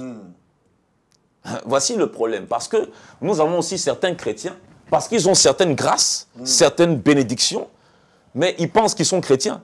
Mais là, il est bien écrit, il fait pleuvoir sur les bons et les méchants. Je n'ai pas encore vu l'oxygène des chrétiens et des non-chrétiens. Je n'ai pas encore vu la nourriture des chrétiens et des non-chrétiens. Un chrétien, on mange la même chose que des non-chrétiens. Hein? On se marie dans les mêmes mairies que les non-chrétiens. Tu peux avoir la nourriture halal ou bien la nourriture... Oui, bon, mais en général... c'est la cérémonie qui accompagne ça. Sûr, mais c'est le même cochon, c'est le même animal. Mais bref. Bien aimé, c'est pour vous dire quoi. Vous, il y a des bénédictions que Dieu va vous donner. Il n'y a pas le mariage des chrétiens et des non-chrétiens. Tout à fait. Un mariage reste un mariage. Un mariage, bien aimé. Il y a des gens qui étaient musulmans. Ils étaient tous les deux musulmans, ils se sont mariés devant Allah.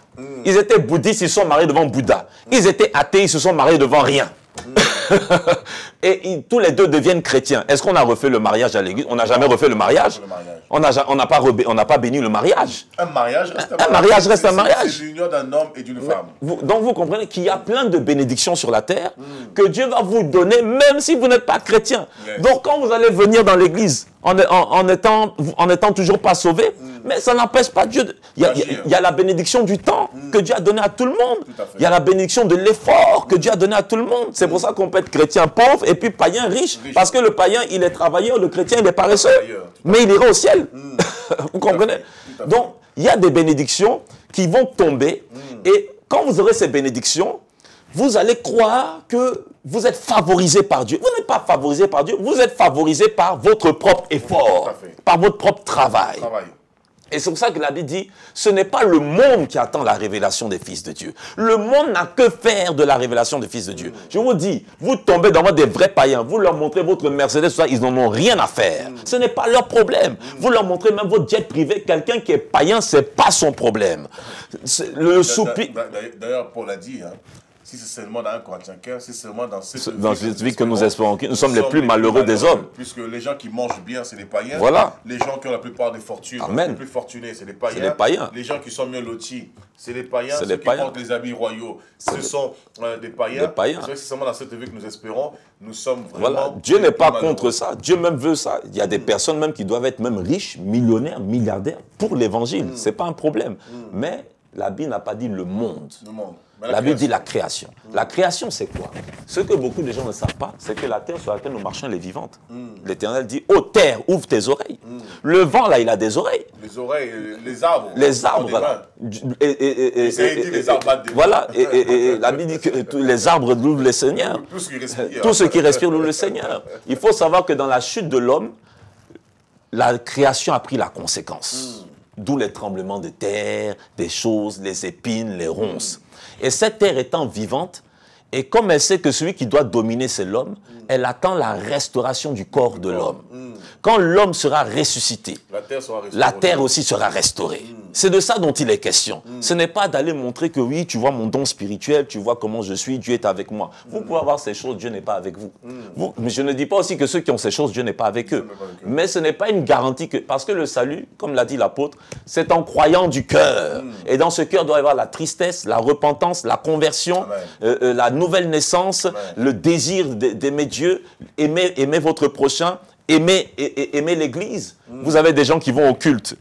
Vous dites Amen, on dirait que c'est un sprint. Usain Bolt est apparu dans l'église, il court dans la voiture, il démarre comme une fusée. On dit, qu'est-ce qui se passe, ma soeur? Non, je ne veux pas de problème, je ne veux parler à personne. Mais tu as un problème. Alors que tu viens à l'église. Alors que tu viens à l'église. Le salut, tu as un problème de salut.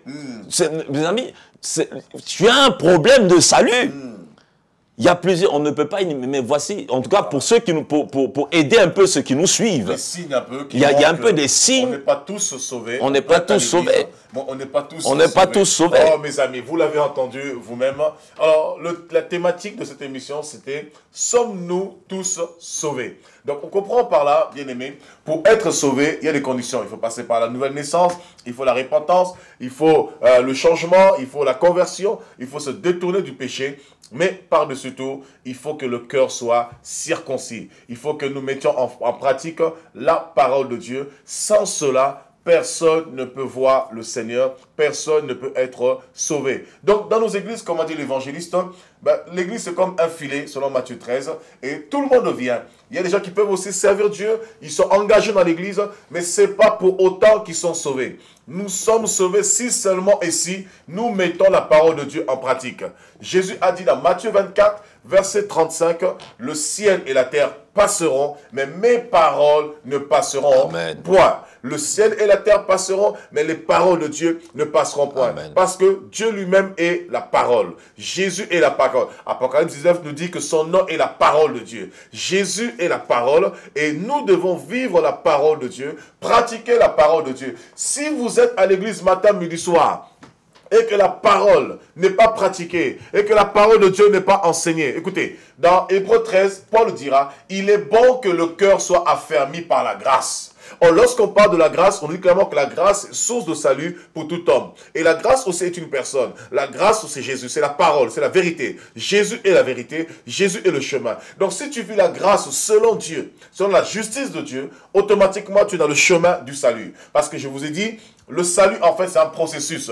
Le salut dans la vie d'un chrétien, c'est le premier niveau dans le royaume de Dieu. Parce que le salut, en fait, nous donne accès au royaume.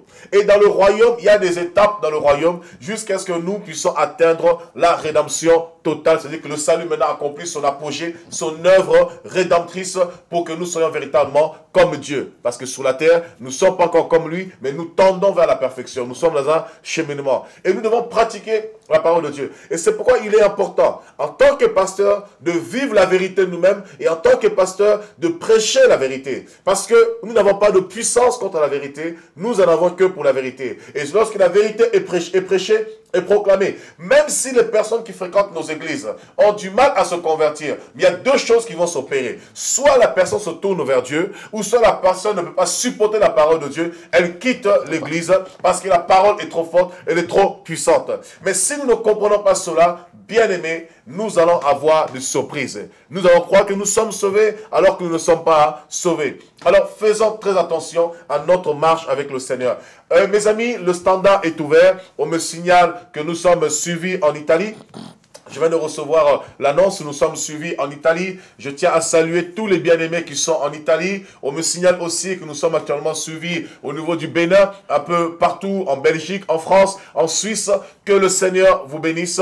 Alors, n'hésitez pas, le standard est ouvert à travers cet enseignement. Sommes-nous sauvés? Si vous avez des questions à poser par rapport à la parole de Dieu, nous avons 5 minutes, le standard est ouvert.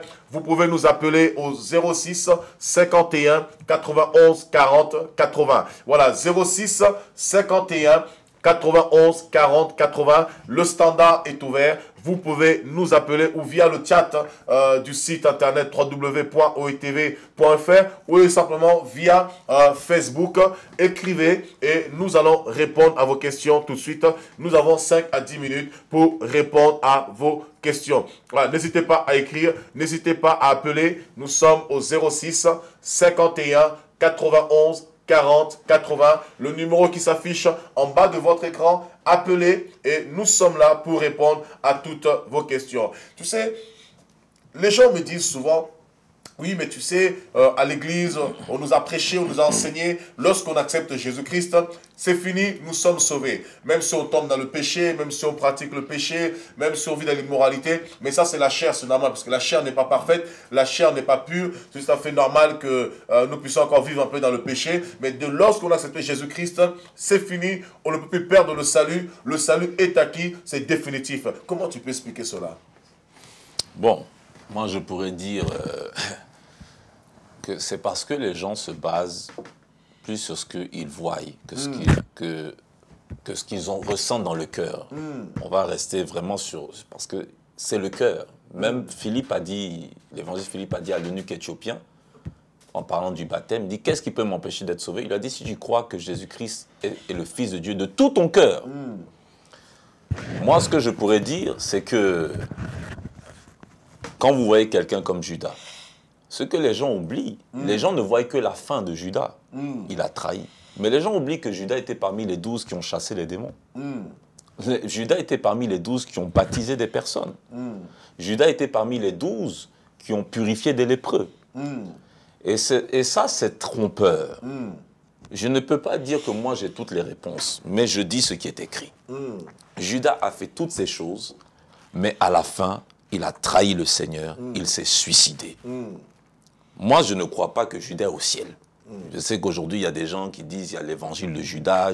Pourtant, Judas a fait des miracles. Il a fait des miracles. Il a chassé les démons. Il a chassé les démons. Et ce qui est fort, même pendant que tu dis ça, nous recevons une question, évangéliste. Pourquoi le chrétien doit-il jeûner? Nous avons une question de la chantre Dina, au niveau qui vient d'écrire. Pourquoi le chrétien doit-il jeûner? Ok, je vais essayer d'être concis. Le chrétien doit jeûner, en plus on l'a touché un peu. Première raison, le chrétien jeûne parce que Jésus est l'époux. Parce que la relation de l'Église a plusieurs niveaux. La première chose, tu es d'abord un enfant de Dieu. Deuxièmement, tu deviens disciple. D'où les prédications, les enseignements. Troisièmement, tu deviens un ami de Dieu. Parce que à force de plaire à Dieu, tu deviens un ami. Jésus a bien dit, vous êtes mes amis. Mais tu deviens aussi époux. Comme pouvait dire quelqu'un un jour, un prédicateur, si tu restes seulement à la dimension de fils, mais tu vas attendre que tes parents meurent pour hériter. Mais la femme n'attend pas que le mari meure. La femme hérite du vivant de son mari. Donc nous ne restons pas. Ce que beaucoup de gens oublient, c'est que nous sommes enfants pour un temps, nous sommes fils pour un temps, mais nous devons monter à la dimension d'épouse. Et Jésus dit bien, quand l'époux ne sera plus là, eux qui sont l'épouse là, ils vont jeûner. Donc nous jeûnons pour rentrer dans une intimité plus profonde avec Dieu. Il y a Dina qui regarde en direct. Voilà, sœur, toi qui nous écoutes, nous jeûnons pour rentrer dans une intimité plus profonde. C'est Jésus-Christ. Jean 17, 17, ma parole est la vérité. La parole de Dieu est la vérité. Jésus a dit qu'il faut jeûner. Aujourd'hui, je vois des prédicateurs qui disent jeûner n'est pas obligatoire. Jeûner est obligatoire. Mais il n'y a pas un nombre de jours de jeûne obligatoire. Mais jeûner est obligatoire. Jésus a dit quand tu jeûnes. Il n'a pas dit si tu veux jeûner. Quand? Quand, c'est à l'impératif. C'est à toi de décider. On n'attend pas toujours aussi que le Saint-Esprit nous parle pour jeûner. Nous devons essayer des fois de nous organiser pour jeûner. Tu as parlé de la veillée. Nous avons fait 3 jours de jeûne et je crois que ces jeûnes ont été agréés par Dieu parce que nous avons vu l'atmosphère qu'il y avait dans la veillée. Nous jeûnons aussi, deuxièmement, pour tuer, crucifier notre chair dans un certain sens. Parce que quand vous avez soif des choses de Dieu, je donne un exemple. Si vous avez faim et qu'on vous annonce le décès de quelqu'un, la faim vous quitte. C'est bizarre. C'est la preuve que vous n'êtes pas charnel. Vous êtes d'abord spirituel. Tout à fait. Votre esprit prend le dessus à cause de la nouvelle. L'émotion prend le dessus. Quand vous sentez, quand vous êtes vraiment amoureux de Jésus en tant qu'époux, vous aurez envie de jeûner. Quand vous avez soif des choses de Dieu, vous voulez voir plus aussi de la après le côté amour relationnel, il y a le désir de voir plus de la manifestation de la gloire de Dieu. Quand vous lisez Ésaïe chapitre 58, nous voyons les promesses du jeûne. Hein? Au point que même la Bible dit, ah, tu n'ouvriras même pas la bouche que j'exaucerai déjà. Donc le jeûne ne change pas Dieu, mais le jeûne nous change. Le jeûne est une discipline spirituelle par laquelle notre chair, nous pouvons mieux la maîtriser. Nous donnons un meilleur accès à l'Esprit de Dieu. Et je voudrais dire que le jeûne, ce n'est pas seulement l'absence de nourriture et de boisson. Le jeûne, nous devons apprendre aussi à nous isoler. Il y a des jeûnes modernes, vous voyez des gens qui vont sur Facebook. Oui, pendant 30 jours, je serai absent. Non, un jeûne ne s'annonce pas, je suis désolé. Un jeûne personnel ne s'annonce pas. Facebook, je parle de Facebook parce que nous voyons toutes ces choses-là. Que Dieu soit loué pour le bon côté de Facebook. Mais le jeûne est personnel. Vous voyez des jeunes, pendant qu'ils sont en train de jeûner, les téléphones sont allumés, les trucs sont allumés. Même une fois, même j'ai des amis pasteurs, j'appelle, oui, allô, je suis au culte, je te rappelle, je suis au culte. Mais si tu es au culte là, pourquoi tu décroches? Et ce sont ces mauvais exemples que vos disciples voient, ils reproduisent quand ils arrivent dans des églises comme celle de l'apôtre Kunda. Mais l'apôtre Kunda a des problèmes. Moi, j'ai des problèmes parce que quand nous allons chercher à recadrer ces gens-là, ils pensent que nous sommes trop durs, trop autoritaires. Donc, nous jeûnons un peu pour ces raisons-là. Hein. Et nous jeûnons aussi parce que ça peut aider à faire grandir notre foi. Jésus a dit ce type de démon ne sort que par le jeûne et la prière. Ce n'est pas le jeûne qui chasse le démon, mais le jeûne nous permet d'agrandir notre foi. Une vie de consécration. Une vie de consécration. Et pour ça, je dis bien, ce n'est pas seulement l'absence de nourriture et de boisson. C'est aussi se créer un environnement. Je m'isole des personnes, je m'isole un peu de certains réseaux, un peu de téléphone, etc. Je me mets un peu au calme, c'est très important, parce qu'il n'y a pas que le fait de jeûner, il y a comment jeûner. Voilà, donc on espère que la réponse a été correcte. Nous jeûnons simplement pour s'abstenir des convoitises de la chair, s'abstenir de la domination de la chair. C'est un moyen de tuer notre chair, se priver un petit peu pour ne pas que la chair prenne trop le dessus. Et nous jeûnons aussi pour être dans l'intimité avec Dieu, pour simplement nous couper de choses de ce monde, pour vraiment être en connexion avec Dieu, dans l'intimité, sans forcément demander quoi que ce soit. Et nous pouvons aussi jeûner aussi pour demander quelque chose au Seigneur, jeûner pour mettre Dieu à l'épreuve et jeûner simplement pour nous sanctifier. Voilà, nous voyons plusieurs types de jeûnes dans la Bible. On voit le jeûne de Daniel, on voit le jeûne d'Esther. Donc il y a plusieurs types le jeûne de la Bible, le jeûne de Moïse, le jeûne de Jésus-Christ, mais à chaque fois c'était poussé par le Saint-Esprit. Ça peut aussi venir d'ordre personnel, comme par exemple Daniel, c'était d'ordre personnel, Esther, c'était d'ordre personnel parce qu'il y avait une demande pour épargner le peuple juif. Donc nous jeûnons simplement, c'est aussi pour cultiver notre esprit. C'est simplement pour, comment ça s'appelle, cultiver notre esprit, c'est pour nourrir notre esprit, pour que notre esprit en fait soit connecté aux choses de l'esprit. Voilà, le standard est toujours ouvert. On parlait de Judas tout à l'heure, on va finir par rapport à Judas, qui était un des 12 apôtres, qui a été malheureusement pendu, du moins qui s'est suicidé lui-même. Alors, appelez au 06 51 91 40 80 ou écrivez via le direct qui se produit actuellement sur la page Facebook ou sinon le chat sur le site www.oitv.fr. Nous recevons vos messages et nous répondons à toutes vos questions. Si vous avez des doutes par rapport au salut, et je pense que lundi prochain à 20h30, nous allons continuer ce chapitre au niveau du salut et ça va nous aider à comprendre réellement comment faire pour maintenir le salut, comment faire pour garder le salut jusqu'au bout, jusqu'à la fin, persévérer jusqu'au bout, afin véritablement d'hériter le salut, d'hériter la rédemption, d'hériter le royaume de Dieu, d'hériter tout simplement la vie éternelle. Le salut est un processus qui nous amène dans la vie éternelle. On peut avoir le salut aujourd'hui, mais malheureusement perdre la vie éternelle. Mais ce que Dieu veut, c'est que nous recevons la vie éternelle, c'est que nous passions en fait par la rédemption totale de l'âme, de l'esprit et du corps. Donc appelez le standard au 06 51 91 40 80. Alors tu disais concernant Judas, il a chassé les démons, il a fait les miracles. Mais ce qui est fort dans Luc 19, c'est que Jésus leur dit, quand ils arrivent voir Jésus, il dit, oh maître, les démons nous sont soumis. Oh, les sorciers nous sont soumis. On a fait des miracles, on a fait des prodiges, on a fait des choses mais incroyables. Et Jésus leur dira, ne vous réjouissez pas de ce que les démons vous sont soumis, mais réjouissez-vous de ce que vos noms sont inscrits dans le livre de vie. Donc ça veut dire le problème de Jésus, ce n'était pas le fait que les démons soient chassés, mais le fait que leur nom soit inscrit dans le livre de vie. Parce qu'il peut arriver que le nom soit effacé du livre de vie. Or, si nous sommes dans le livre de vie, c'est-à-dire automatiquement nous avons la vie éternelle. Parce que le livre de vie, c'est l'éternité. Or, ce que Dieu veut, c'est que nous vivons en fait l'éternité. Or, l'éternité commence par le salut. C'est la première étape qui nous amène dans l'éternité, dans la vie éternelle avec Dieu. Et ça, c'est fort quand même. Donc, cela montre que malgré cela, Jésus ne met pas l'accent dessus parce qu'il savait que le vrai problème, ce n'est pas le fait d'avoir chassé les démons. Ça, c'est un don que Dieu octroie à qui que ce soit, comme tu l'as si bien dit par rapport à l'âne de Balaam. Mais parce que, par contre, ce qui est plus important, c'est de préserver nos cœurs, se garder nos cœurs dans la parole de Dieu, de peur que nous sortions en fait de la grâce, que nous perdons en fait, ou nous arrivons simplement à être déchus de la grâce de Dieu. Et ce qui est paradoxal aussi encore, c'est que lorsque Jésus va mourir, Pierre va renier Jésus, mais à la fin, quand même, Pierre va se repentir. Donc, c'est toujours un problème de cœur. Pierre va se repentir et Judas, malheureusement, au lieu de se repentir, c'est pas repenti. Dans son orgueil, il s'est entêté et il va carrément se suicider. Ouais. Parce qu'il va rejeter les pièces parce qu'il a reconnu qu'il a mal fait. Mais il n'y a pas une repentance.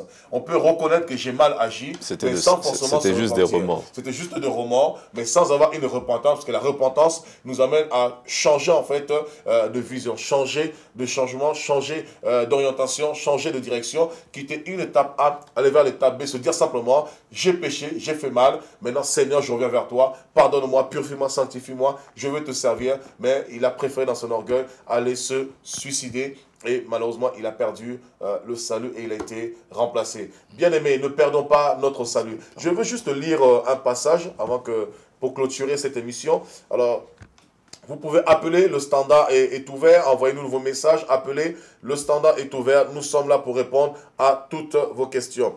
Dans Philippiens chapitre 2, verset 12, il dira, « Ainsi, mes bien-aimés, comme vous avez toujours obéi. » Obéi à quoi? À la parole de Dieu. « Mettez en œuvre votre salut avec crainte et tremblement, non seulement comme en ma présence, mais bien plus encore maintenant que je suis absent. » Paul dit à l'église de Philippe, donc aux Philippiens, comme ils ont toujours obéi à la parole de Dieu, qu'ils doivent mettre en œuvre leur salut avec crainte et tremblement. Encore bien plus en son absence, parce que dans sa présence, il pouvait en fait faire des écarts, il pouvait faire des erreurs, mais il était toujours là pour recadrer un petit peu, pour corriger un petit peu, réajuster les choses. Mais maintenant qu'il est absent, il devrait se contenter de ce qu'ils avaient reçu de la part de Paul et mettre cela en pratique. Et s'ils mettaient cela en pratique, cela justement, la grâce qu'ils avaient reçue par la parole de Dieu, allait garantir leur salut, allait garantir leur éternité. Et Paul dit, mettez en œuvre votre salut avec crainte et tremblement. Ça veut dire, bien aimé, on accepte Jésus comme Seigneur et Sauveur, c'est une bonne chose. Nous servons Dieu à l'église, c'est une bonne chose. Nous prions, c'est une bonne chose. Mais notre salut, nous devons le mettre à l'œuvre avec crainte et tremblement, de peur de perdre ce salut, de peur d'être rejeté par Dieu, de peur malheureusement de ne pas passer par la première résurrection et de passer par la seconde mort. Dieu ne veut pas que nous puissions aller en enfer. Dieu ne veut pas que nous puissions être égarés. Dieu ne veut pas que nous puissions perdre l'éternité. Mais Dieu veut que nous soyons sauvés et que nous soyons dans l'éternité avec lui. Mais pour cela, notre salut, nous devons le mettre à l'œuvre. Nous devons exercer notre salut avec crainte et tremblement. Comment? En obéissant à la parole de Dieu. Si on vous dit, bien aimé, même si vous avez accepté Jésus, vous pouvez être dans le péché, tu vis dans le péché, dans l'immoralité, c'est pas grave, Dieu comprend, c'est normal, c'est complètement faux. Un chrétien peut perdre son salut. Et lundi prochain à 20h30, nous sommes là pour continuer cet enseignement concernant le salut. Et vous allez vous rendre compte, bien aimés, nous avons intérêt à faire attention, surtout les temps dans lesquels nous sommes. Parce que beaucoup fréquentent les églises, beaucoup prient Dieu, beaucoup parlent de Dieu, beaucoup tiennent des Bibles, ils pensent qu'ils sont véritablement sauvés, alors qu'il y a des personnes peut-être que Dieu ne connaît même pas. Et il y aura des surprises, des personnes à qui Dieu dira, je ne t'ai jamais connu, retire-toi de moi, toi qui commets l'iniquité, alors que tu servais le Seigneur, tu accomplissais des prodiges, tu accomplissais des exploits, mais le vrai problème, ce n'est pas le don.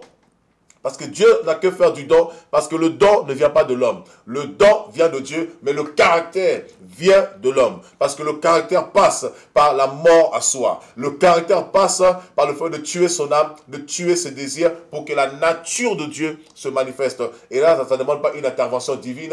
Et là, c'est le fait d'accepter de mourir par rapport à soi-même.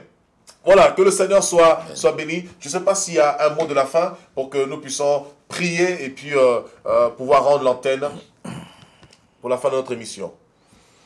Bon, moi ce que je peux dire, c'est que l'onction ou les dons, c'est pour la terre. Mais la conversion, c'est ça qui nous emmène au ciel, dans le salut éternel. Bien-aimés, vous qui nous écoutez, attachez-vous au Seigneur. Yes. Quand nous entrons dans le salut, c'est un commencement. Et je veux revenir vraiment dessus. Nous sommes dans le salut, nous rentrons dans le salut comme une femme veut rentrer dans le mariage. Ce sera mon mot de fin. Le salut, parce que l'objectif final, c'est de connaître, quand vous lisez la Bible, la finalité de la Bible nous dit, l'épouse s'est préparée. Jésus dit bien, dans la parabole des 10 vierges, une voix cria, voici l'époux. Donc le salut, si vous voulez, c'est une préparation pour nous transformer, pour nous prendre d'un état de bébé à un état d'épouse. Ce sont des étapes qui vont être franchies de... Vous naissez de nouveau, comme on le dit dans le jargon. Vous êtes un bébé spirituel, vous devenez enfant de Dieu. Même l'apôtre Jean le dira dans ses épîtres, jeunes gens, enfants, jeunes gens et pères. Vous grandissez, c'est une croissance, il y a une croissance. Et la dernière étape, c'est pour être une épouse. Quand une femme veut se marier, en tout cas si on fait les choses dans les normes, en général, on va vous prendre un peu comme Esther. Il y avait une préparation, il y avait les parfums de myrrhe, des aromates pendant 12 mois. Hein? Et tout ça pourquoi? Pour sentir bon, pour se purifier, pour aller dans la présence de Dieu. Mais bien aimé, il y a des divorces sur la terre. Il y a des divorces sur la terre. C'est pour ça que je vais dans ton sens. Les gens qui disent sauver une fois, sauver pour toujours, oui, c'est la grâce de Dieu qui travaille. C'est la grâce de Dieu qui nous relève. Je ne dis pas, nous pouvons chuter et Dieu nous relève. Le salut nous protège. Ce n'est pas nous qui possédons le salut, c'est le salut qui est venu nous chercher parce que le salut c'est Jésus-Christ. Mais si nous ne sommes pas agréables, si nous ne marchons pas avec crainte et tremblement, avec un profond respect, je ne sais pas quel homme, dites-moi, un homme normal, même s'il est bon de cœur, la Bible dit même Joseph était un homme bon, mais quand il a cru que Marie l'a trompé, même si c'est en secret, il a voulu la renier. Il a fallu l'intervention divine pour dire cette femme t'a pas trompé. Donc, bien aimé, ce n'est pas un péché. Si sur la terre il y a des divorces, comprenez qu'on peut rentrer dans une alliance avec Dieu et nous pouvons briser cette alliance, alors Dieu nous reniera. La Bible dit, si nous persévérons avec lui, nous régnerons avec lui. Mais si nous le renions, lui aussi, il nous reniera. C'est lui-même qui ne reniera pas, mais il nous reniera. Donc, bien aimé, le salut, ce n'est pas un événement, c'est une relation. On ne rentre pas dans le salut en Jésus-Christ comme on rentre dans une boîte de nuit, comme on rentre dans un train, comme on rentre dans un avion. Le salut, c'est le respect de la personne de Dieu. Voir le salut, c'est voir Jésus, c'est l'honorer, c'est le respecter. S'il n'y a pas ces choses, à la fin, le Seigneur vous dira, je ne vous ai jamais connu. Et beaucoup diront, oui, mais pourtant tu m'as donné le don de prophétie. Tu m'as donné, parce que le mystère, le voici. Beaucoup de gens pensent que Samson, la vie de Samson n'était pas agréable à Dieu. Moi, je pense que Samson a été sauvé à la fin. Bien sûr. Mais il faut, parce qu'il y a une repentance. Et il est mort automatiquement. Mais dans la vie de Samson, sa vie n'était pas agréable à Dieu. Sa vie n'était pas agréable à Dieu, mais ça n'empêchait pas Dieu de l'utiliser. Parce que Dieu, vous savez, Dieu peut vous instrumentaliser. Permettez que je donne 2-3 paroles. Il y a être un instrument de Dieu en tant que serviteur. Hein, vous servez Dieu comme un enfant. Un instrument simplement. Mais vous pouvez arriver à une dimension où Dieu il vous exploite dans un certain sens. Comme il fait avec Satan. Voilà. Il se sert de Satan pour glorifier son nom. En fait, votre vie énerve le Seigneur. Mais si votre voix peut toucher des cœurs pour la conversion, Dieu le fera. La Bible nous enseigne que Dieu était fâché contre Moïse et Aaron parce qu'ils ne l'avaient pas sanctifié. Dieu a dit, parle au rocher, ils ont frappé le rocher. Mais regardez bien, est-ce que Dieu les a tués? Mais regardez une chose. Le jour où Éléazar était prêt pour remplacer Aaron, souvent Dieu vous maintient parce que la génération qui est là n'est pas encore prête. Parce que Dieu est intelligent, Dieu est sage. Vous savez, dans un pays, il vaut mieux un pays avec beaucoup de policiers corrompus qu'aucun policier. Parce que même un policier corrompu, rien que sa présence, ça peut calmer les petits gangsters dans le quartier. Vous comprenez? Même si lui, il raquette aussi, au moins ça les limite. Ça n'arrête pas l'action du mal, mais ça la freine. Ça réduit un peu. Ça réduit un peu. Il en est de même. Vous pouvez être pasteur, vous pouvez être chantre, vous pouvez vous raconter ce que vous voulez et raconter aux gens ce que vous voulez. Comme j'ai entendu une prédication d'un pasteur un jour, quand tu pêches, c'est pas toi qui pêches, c'est ton esprit qui pêche, mais ton vrai toi, c'était des choses compliquées parce que le sang t'a déjà lavé. J'ai dit, mais qu'est-ce que c'est que ça? C'est pas toi qui pêches, c'est l'ancienne nature. C'est le diable. C'est le diable, je ne sais quoi. Bien aimé. Et quand Josué était prêt, tout de suite, il a dit, toi Moïse, tu ne rentres pas. Vous savez, souvent, Dieu vous maintient le temps que votre remplaçant soit prêt. Saül, c'était la même chose. Quand vous étudiez la vie de David, David a tué Goliath, mais selon les érudits bibliques, il était un adolescent. On ne peut pas placer un adolescent à la tête du pouvoir. Il fallait que Dieu attende simplement que David grandisse. Dès qu'il a grandi, il dit, toi, ton compte est réglé. Bien aimé, je veux vous dire une chose. Souvent, vous êtes dans une position où Dieu vous utilise. Mais vous êtes comme un policier corrompu qu'on utilise pour un moment le temps de vous expédier en prison. Le temps qu'on finisse de former les nouvelles recrues, quand les nouvelles recrues sont terminées. Hein? Parce que les nouvelles recrues, souvent, il y a des enfants de Dieu qui ont plus de connaissances même que certains pasteurs. La Bible dit que c'était un enfant qui conduisait maintenant Samson, parce que Samson était devenu aveugle. C'est-à-dire que, dans un sens, l'enfant avait plus de vision, de compréhension de la parole, mais comme il était encore petit, il fallait qu'il grandisse. Certains sont là, c'est la génération qui doivent remplacer des chantres, des pasteurs, des diacres, mais ils viennent de naître de nouveau. Dieu sait qu'il ne peut pas mettre un gars de 14 ans pasteur à l'église quand même, même si le petit fait des miracles. Qui va l'écouter? Il faut quand même une stature, il faut quand même un minimum de connaissances. Mais dès que l'enfant là aura un peu grandi, je t'assure, toi qui es pasteur, que Dieu utilise, mais qui n'est pas sauvé, tu peux même tomber sur la chair un jour. Et mourir même. Et mourir. Je ne dis pas que ceux qui meurent en prédication, c'est le péché. Ce n'est pas ce que j'ai dit. Parce que la mort ne prévient pas. Ça peut nous prendre n'importe où. Mais tu peux prendre ta voiture, mourir, parce que tu es dans le groupe musical, c'est toi qui fous la chair de poule à tout le monde. Mais ton remplaçant, le jour où il est prêt et que tu ne t'es pas repenti, tu vas partir. Parce qu'on voit qu'à chaque fois, Aaron est mort sur place. Dieu a enterré Moïse et Saül est mort. Je vous dis qu'il y a un danger. Surtout pour vous qui voulez servir Dieu sans vous repentir, sans être réellement sauvé, vous vous mettez en danger de mort. C'est mon mot de fin. Que Dieu vous bénisse. Mais le Seigneur ne veut pas votre mort. Le Seigneur ne veut pas la mort du méchant. Il veut la repentance du méchant et le salut du méchant. Dieu ne prend pas plaisir à frapper les gens. Mais Dieu veut la repentance. Amen. Souvent, c'est par nécessité que Dieu frappe les gens. Parce que il n'a pas le choix. Il n'a pas le choix parce que vous allez gangréner le reste de la nouvelle génération à venir. Donc souvent, Dieu vous enlève précipitamment avant le temps. Que Dieu vous bénisse. Et il y aurait beaucoup de choses à dire, mais ce sera mon mot de la fin. Jésus-Christ vous aime. Il n'est pas venu pour la mort du méchant. De toutes les façons, le salut, ce n'est pas pour les bons. Le salut, c'est pour ceux qui sont malades. C'est pour les pécheurs. Parce qu'on voit des gens qu'on a baptisés, parfois on leur demande leur témoignage. Même moi, à l'église, j'ai déjà eu... Vous avez baptisé quelqu'un, vous avez prêché toutes les prédications, vous pensez qu'il a compris, tout est rentré dans une oreille et sorti dans l'autre. Il dit, j'ai toujours été chrétien. Mais si tu as été chrétien, si tu étais toujours chrétien, pourquoi on t'a baptisé? Pourquoi tu viens ici? Le salut, peu importe votre situation, quiconque, peu importe ton péché, peu importe la dimension de ton péché, je veux vraiment finir sur ça.